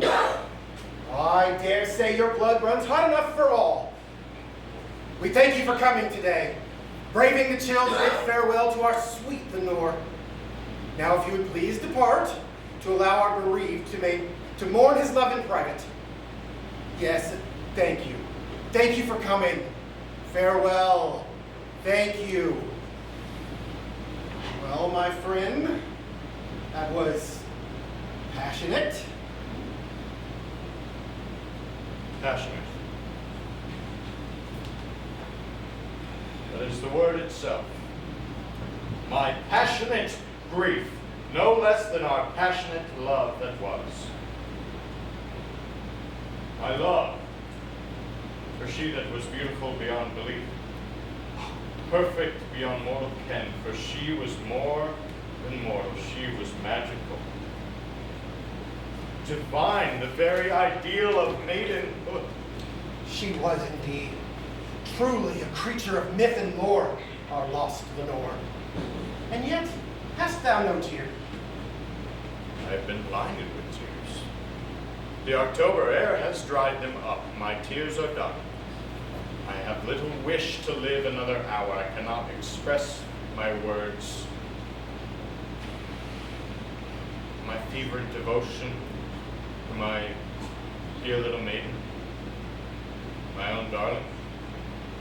But let my duty be done. My last and only hold on life is cruelly torn away, and I have no desire or will to live. I will not. You have quite the way with words, as always. Need I remind you that your duty to her is to live as she would have wished you to find some way to go on, preserving her memory in your heart and her story with your pen. You have quite the way with words yourself, Edgar. But it is the memory of her that will torment me. It sunders me from reason. I pray only that time shall allow me to forget and lessen my misery. Nevermore. Come, let us walk. The sea air will do you good. She loved the sea. And now from this spot she shall see it for eternity. Or I suppose she shall see it from above, from her perch in heaven to which she has returned. You met her at the seaside, yes? Yes. That cruel sea witch was to be her doom. That damned chill which consumed her body and ravaged her lungs. By the end, she could scarcely leave her bed, her voice but the merest whisper, and yet her beauty seemed enhanced by her malady. The pearly whiteness of her complexion so pale she nearly glowed like moonlight, a light that beckoned to an early tomb. So beautiful, so precious, like a porcelain doll. Nevermore.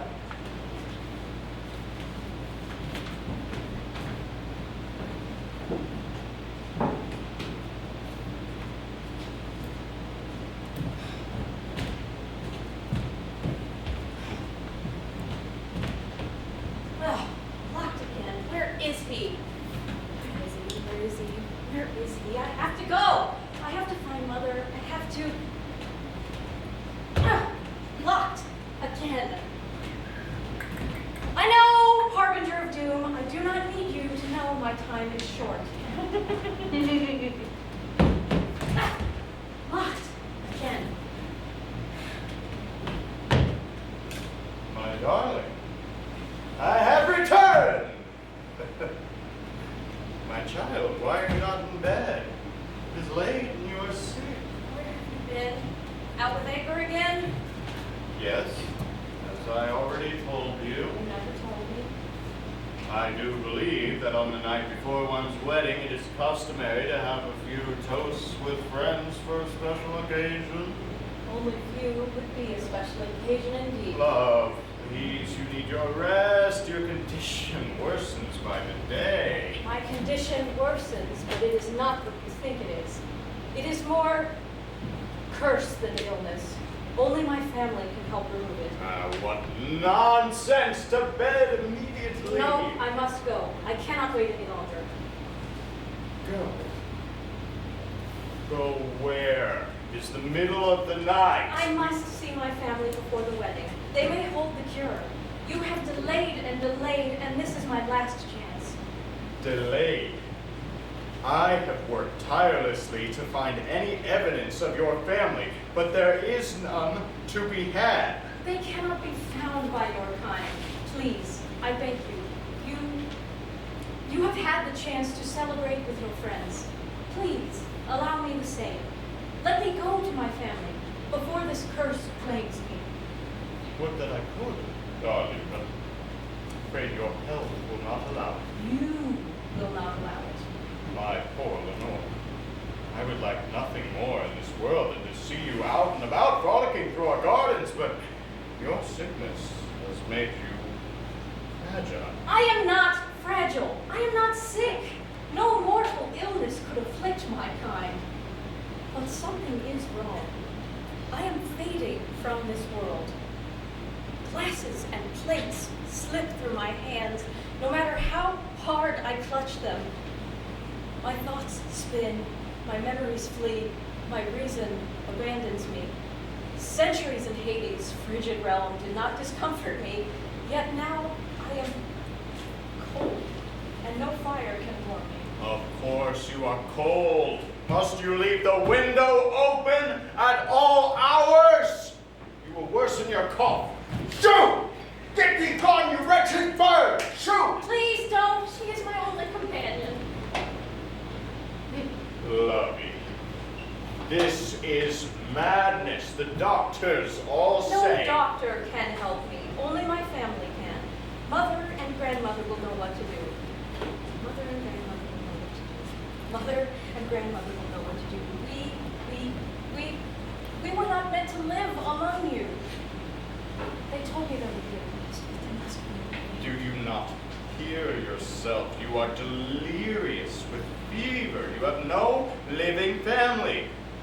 Those have been your exact words ever since I found you. Now, to bed. I'll fetch a damp cloth. I must go to the sea. No, to the woods.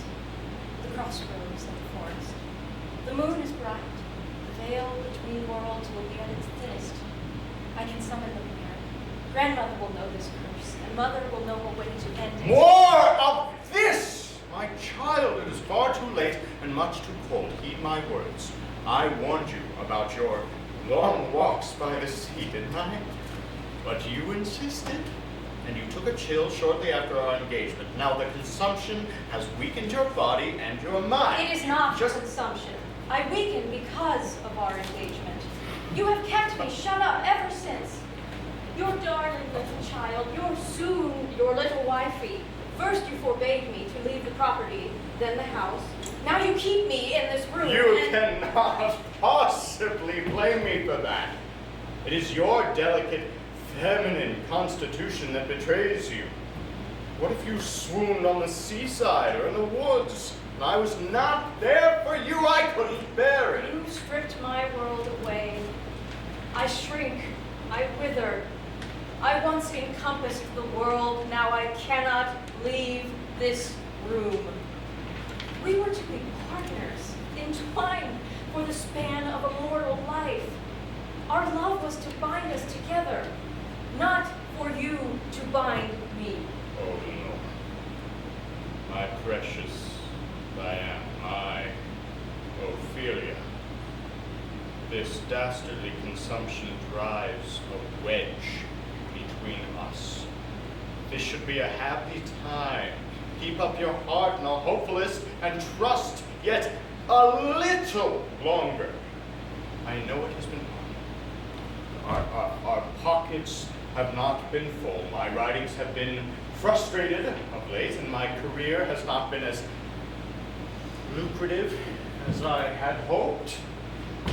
I should have lost my courage, but for you, my little darling child, you are my greatest and only stimulus now to battle with this uncongenial, unsatisfactory, and ungrateful life.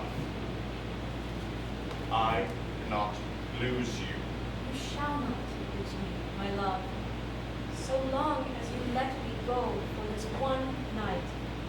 Let me see my mother, to bid farewell, and I shall wed you happily. I do love you. I have loved you since the first. Do you remember? Do you remember how we met?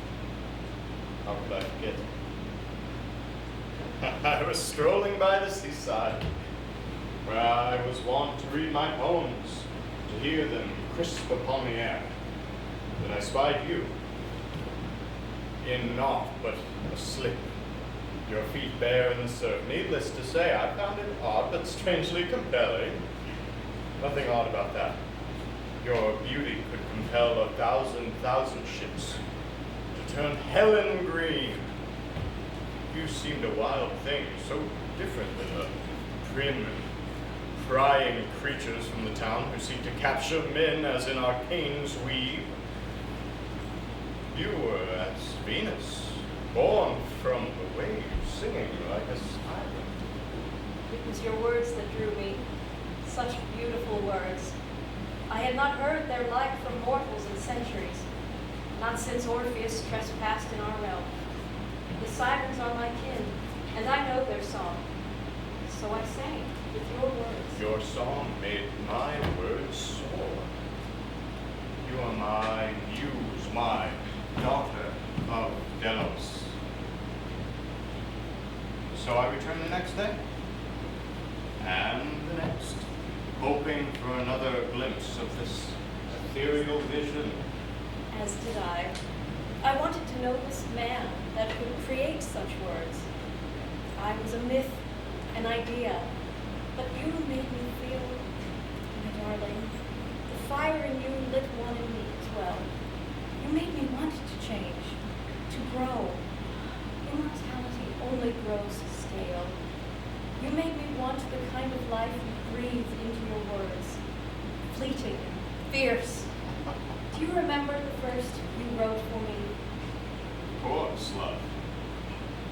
On the desperate seas, long walk to roam. Thy hyacinth hair, thy classic face, thy naiad airs have brought me home to the glory that was Greece, and the grandeur that was Rome. You see the love in those words? For the sake of that love, you must let me go. For the sake of our love, I must keep you safe. My lonely orphan girl found wandering by the seaside. When I took you in, I promised to care for you. I made you mine, as you made me yours. Do you remember your words to me? Ever with thee, I wish to roam. Dearest, my life is thine. Such words, near magical, pact between us. Nothing near in it. I swore to be bound to you, to make you my anchor to this world. But you are not the man you were. Your drinking, your jealousy, your rage. Passion! My darling, purely passion. How can any man stay sane in the presence of your perfection? Your angelic radiance, overwhelming, your mystique, penetrates my very soul. I see your beauty. You do not see me. I chose you because I wanted life and love. But your love stifles that life. Your praise chafes. I have been trapped here for how long has it been? My dear, confused child, do not think on it. How long has it been? How long has it been? How long has it been? Think instead of our wedding. Happiness will cure your melancholic spirit, and your body will follow. How long has it been since I have seen your beautiful smile? You have one for me now, on the eve of our wedding. Smile. Oh, darling, do you not see the burden I carry? The cost of caring for an invalid, the scandal I endure, of bringing a young woman unwed into my home. The other women are jealous of what you have, yet you ask to leave on the eve of our wedding. Is that the measure of your gratitude? Gratitude. Have you forgotten what I sacrificed? I held fate itself in my hands. From my spindle, I spun the very threads of life. I watched generations of mortals live and love and die. But you made me want to do more than watch. I gave up immortality. You owe me this much. Let me go. Let me go. Let me go. Let me go. You always had such a wild imagination, but now the fevers have addled your brains. It is the doctor's order that you rest. You must obey the doctor if you are to be well again. Forget. Do I fade from your mind as well as the world? No more arguing. You upset yourself. Hear how you cough. You must return to bed. Never.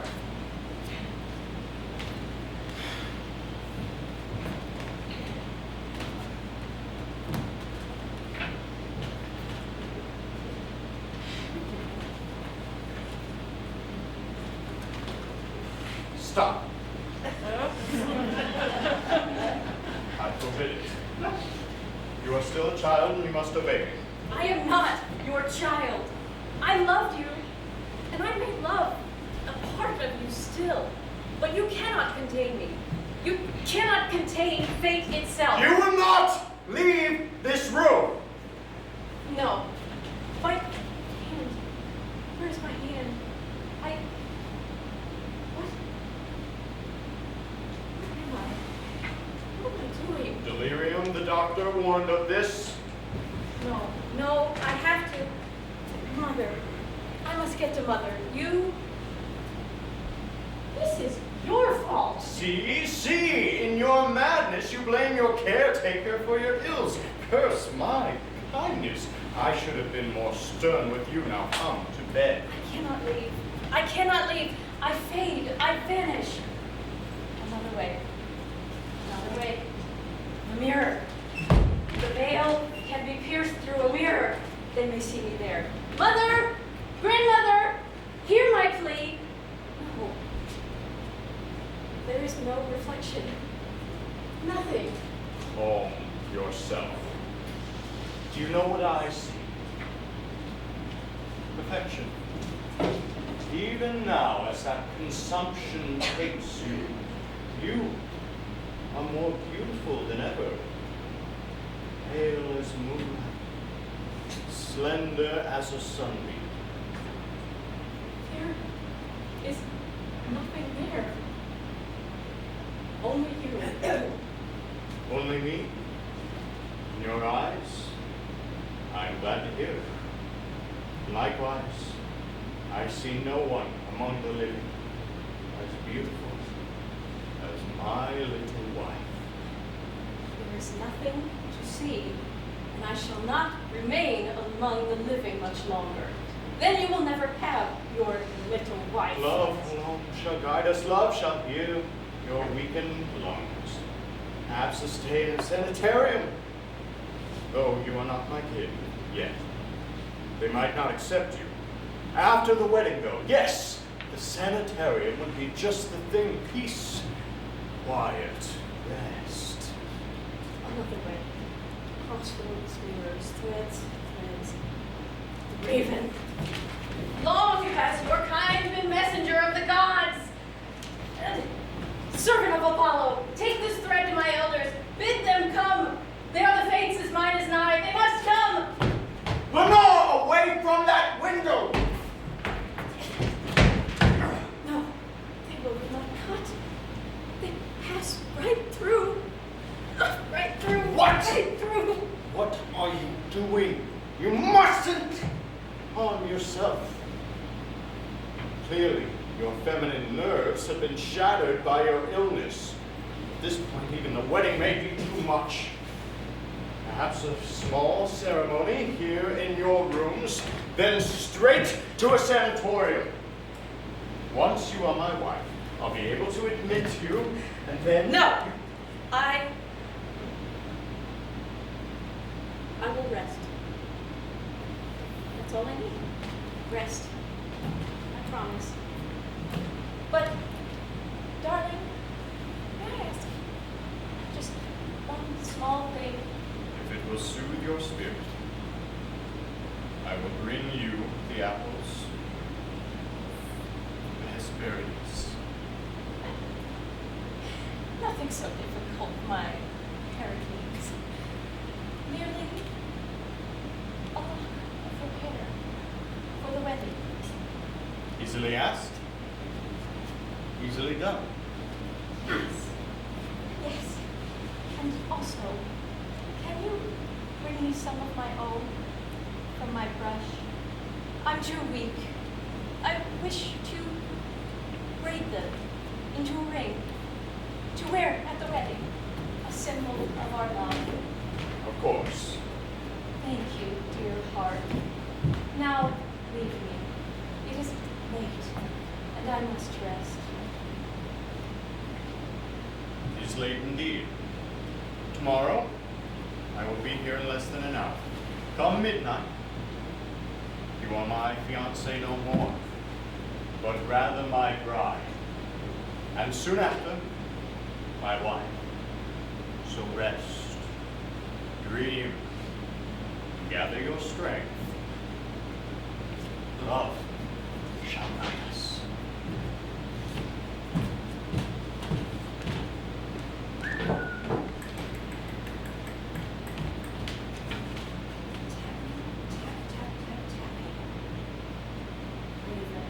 Bird of doom and memory, Phoebus' pet, now hearken to me, ye who cross the Stygian waters, messenger of ancient lore, to the crossroad fly thee hither, into Pluto's realm deliver, past the souls by Lethe river, river of forgetful shores, to the fates, Decima, Morta, on those dark forgotten shores. Bid them come to lost Lenore. Bid them come to lost Lenore.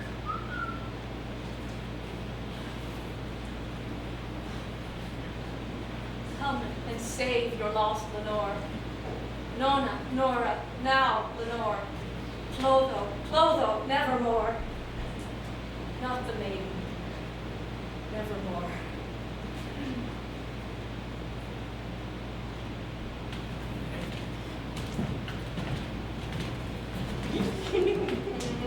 At the least, she was at peace in the end.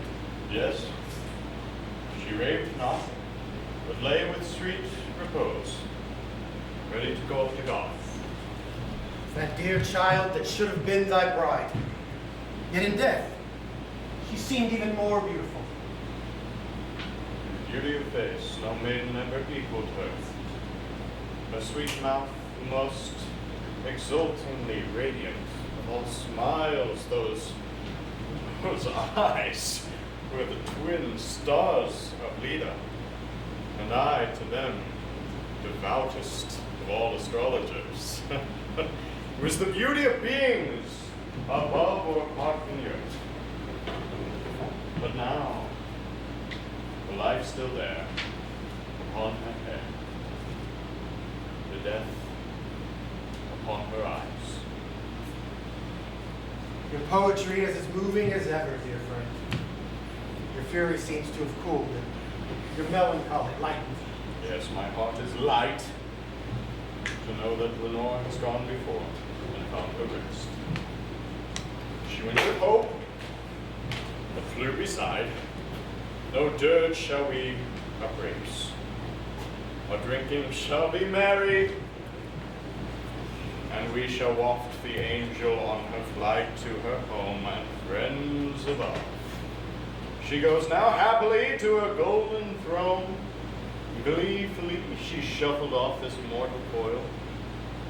She came and departed as a shadow. Nevermore.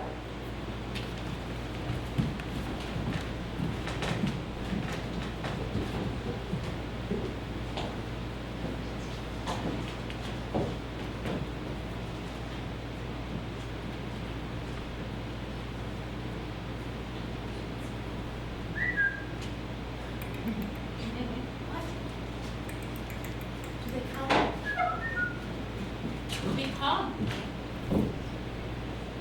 What is this place? Where am I? This is no place, no time. We meet at the crossroads in the void above the meadows of Asphodel. What right have you to summon the Persei, you sundered of the fates? You would have been here soon enough, Morta. Little Nona's fate draws nigh. She's pulled us here with a mortal's thread, entwined with the divine. Let us see what our sister-daughter has to say. Sister mother, sister elder, something is wrong. I am dying. Of course you are. We told you this would happen. You want to be mortal? Mortals die. We three know this better than any. We're the Fates, the daughters of necessity, the weavers of the threads of life. It was your duty. You spin, I measure, mortar cuts. Or you did, before you ran off. More work for the two of us. Mother, This is no mortal malady.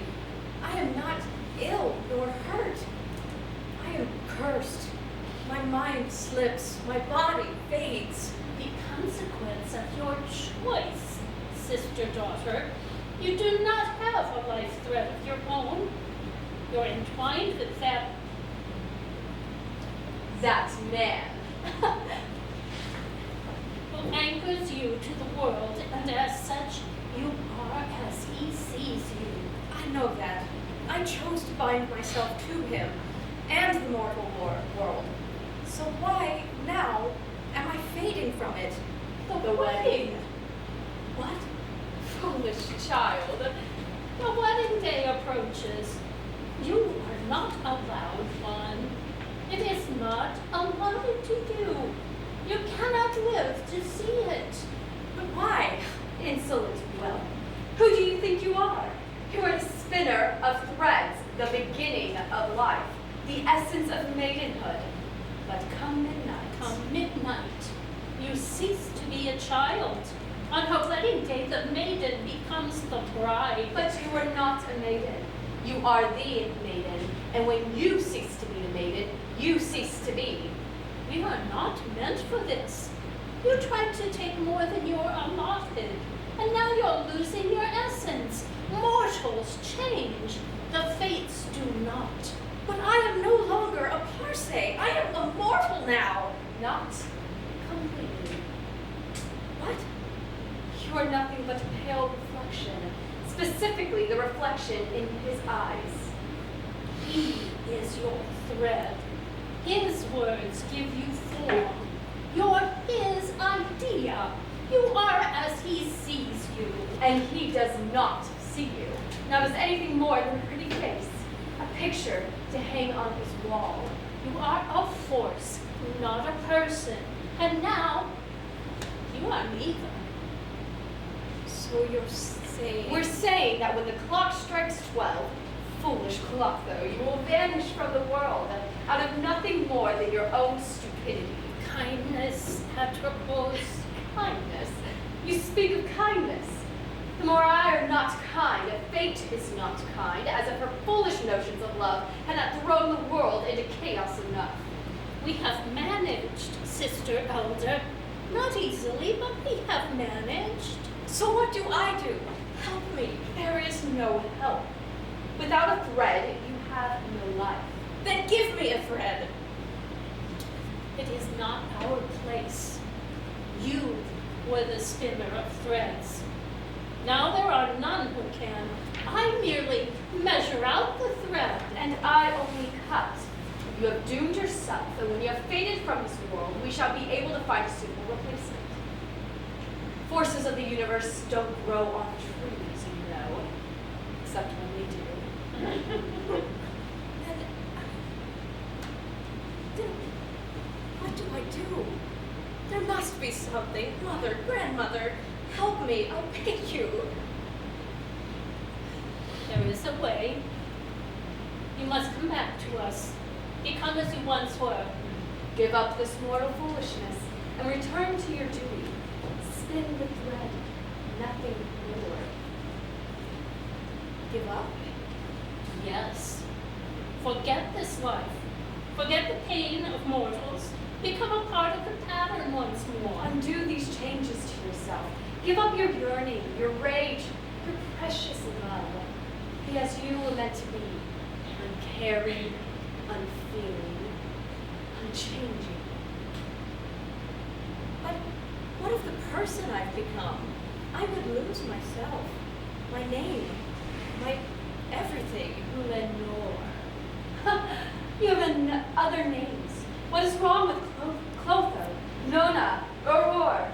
We are known to many and felt by all. Reclaim your position, know your place, do your work, and glory in it.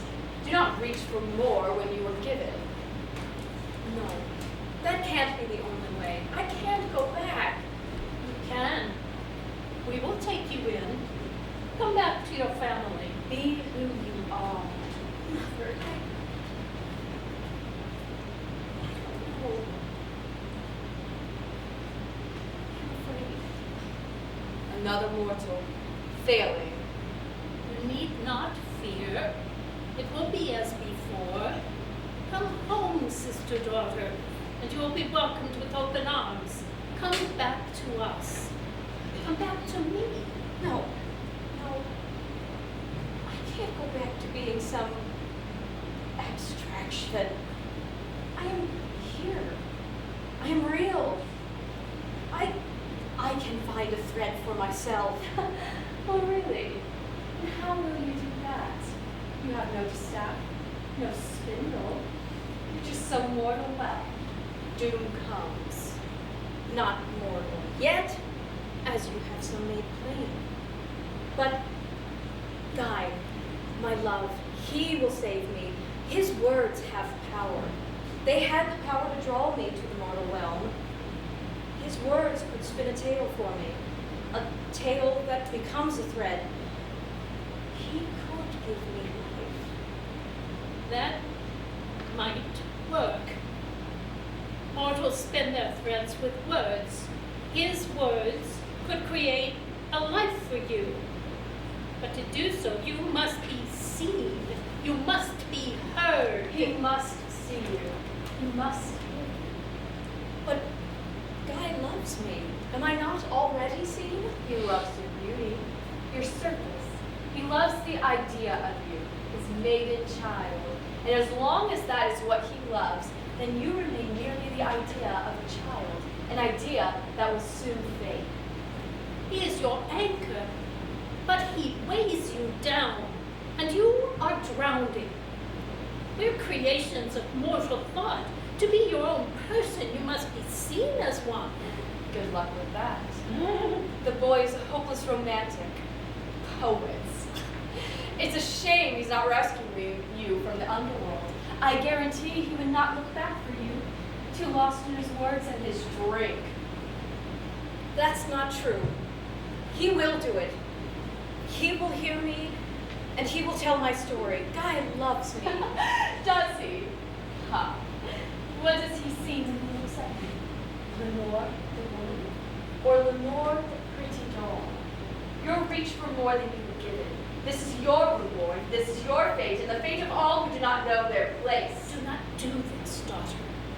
Come with us. Surely life with your family is better than oblivion. No. He will see. I will show him. It will never work. Your time is short. Midnight draws near. Then be gone, spirits. I have work to do. Be gone. Very well. If that is your wish, we will depart. I am sorry to lose you, daughter. Once we leave this place, never more shall we return. You have no thread for me to cut. Never more shall we meet on these shores or any other. Never more. Be gone, thrice I say, and done. Mother, no, wait. I didn't mean. Mother. I will make you speak. I will make them all speak.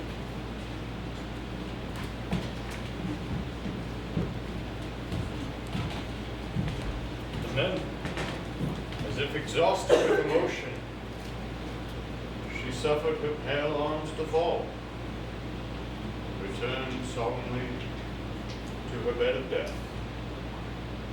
As she breathed her last sighs, I bent my ear to her lips. What did she say?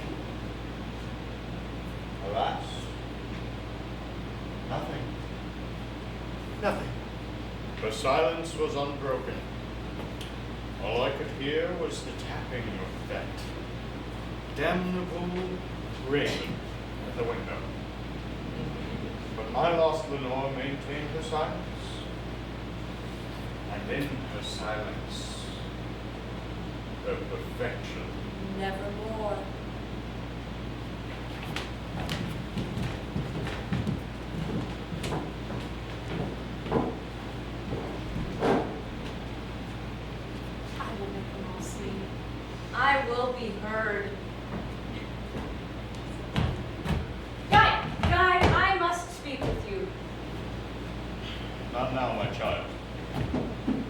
muse is upon me, I must write! The drink is upon you. I do not have much time. Yes, time is short. Why are you out of bed? You must get your rest. No, you have to listen to me.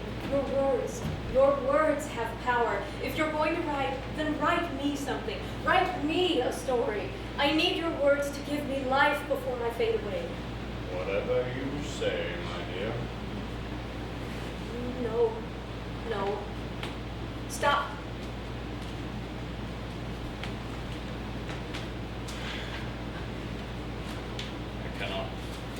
I cannot leave. I'm trapped. He already felt me. Guy! My love, hear me. Say something. Anything. No. Fades. I must, something. Words, story, words, love, trapping.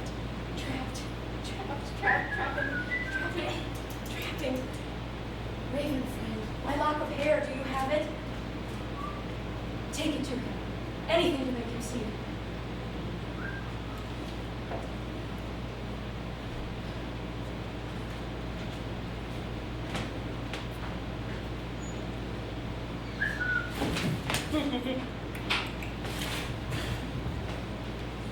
What? Oh. Nearly midnight. What was I doing? Yes. See it? Tell my story. Of course, my vows! I can't have a wedding without my vows. An ode to my beautiful love. No, I can't. I won't fade away from this world. I spin the threads. They are mine to give, so I will do it myself. How words. Mortals spin threads with words. Sing me, O muses, Calliope and Clio. Sing of your kinswoman of Clotho, of the threads who sacrificed her divinity for the love of a mortal man. She was the spinner of the threads, the giver of life, and she gave herself life, and a thread of her own. One. No, midnight. Sing to the world, O sisters, and spin her a thread of verse and song, that she may be heard and seen and given form, that she was born of the sea, and took the form of a mortal woman too. Took the form of a mortal woman to find freedom in a new life, but she was trapped by a foolish man's childish love. The ring was on her hand, and the wreath was on her pallid brow. No! Stop it! And I sighed to hear her before me, thinking, oh, I am happy now. The ring. Again. Start again. New words. The wine dark ocean. Endless depths. Immortal as the gods. The waves upon the sands. They crash And to ah, die. less bright the stars of the night than the eyes of that radiant girl. The waves upon the sands, they crash to die upon the shore. 4. And so I became into this world, the sea become the wave, a fate become the fated one, a fleeting life to... And I never can vie A fleeting life to live. with the bright-eyed Lenore's most sweet and humble curl. No! Stop! 5. From foam and froth and salt and sand to flesh and blood and breath, for life and love of man and words. Lenore, her beauty was to me like those Nicean barks of yore. Stop it! For life and love of man and words, she wed herself to Her death. hyacinth hair, her classic face, her naiad airs brought heaven's roar. Stop, please. 6. The envious angels sent to win her grace to grace, this world no more. I'm still here. Who are you writing to? There are wedding vows. Speak to me.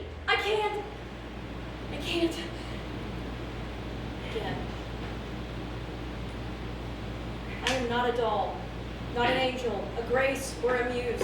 I am 7. I am a myth no more. I am more than myth. I Her leap. childish soul made my heart sigh I leap from the. when she upturned her violet eye. I leap from the page, break the threads. I change. I warp. I weft, and I weave my way into the world with words, becoming threads, becoming life. I am silenced, trapped, the child who cannot become the I bride. dwelt alone in a world of moan, a soul, a stagnant tide. Why does he get a voice and a life while I am breathing, bleeding, screaming to be free from his gaze? Until the yellow-haired Lenore became my smiling bride. You absolute ass! You can't even remember the color of my hair! 10. Okay, all right, 9, Lenore, no time, more time. Lo, in yon brilliant window, how statue-like I saw her stand. I'm not a statue, I'm real! A Diane, wreathed with fruits and flavors. Damn it, I'm not some story, I'm real! The ring was on her hand. Why can't you just stop and listen? 10. No, my time is gone. When I am gone, tell my cousins, the Furies, let not this man rest. Make him remember forevermore. Torment him for his lost Lenore. Raven, take not thy beak from out his heart, and let him forget nevermore. Nevermore.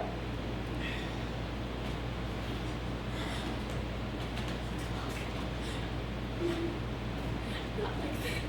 Please, anyone, is anyone out there? Please, mothers, help me! I'm here!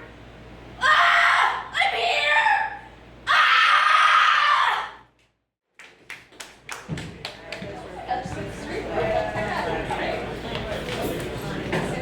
My lost Lenore. Be patient. And in her silence, her perfection, her serenity, her peaceful acceptance of her fate, the model of feminine grace, demure, gentle as a fawn, precious and fragile as porcelain. All that and more, my friend. Well, I must away home to my dear little Virginia. I envy you, Edgar. The domestic life I shall never have. Take heart. Time heals all wounds, as they say. There is a balm in Gilead.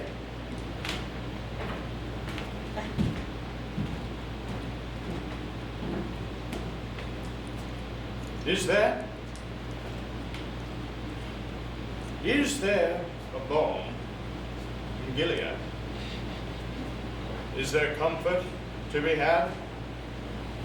For somewhere in that distant Eden shall clasp a sainted maiden, whom the angels name Lenore. Clasp a rare, radiant maiden, whom the angels name Lenore.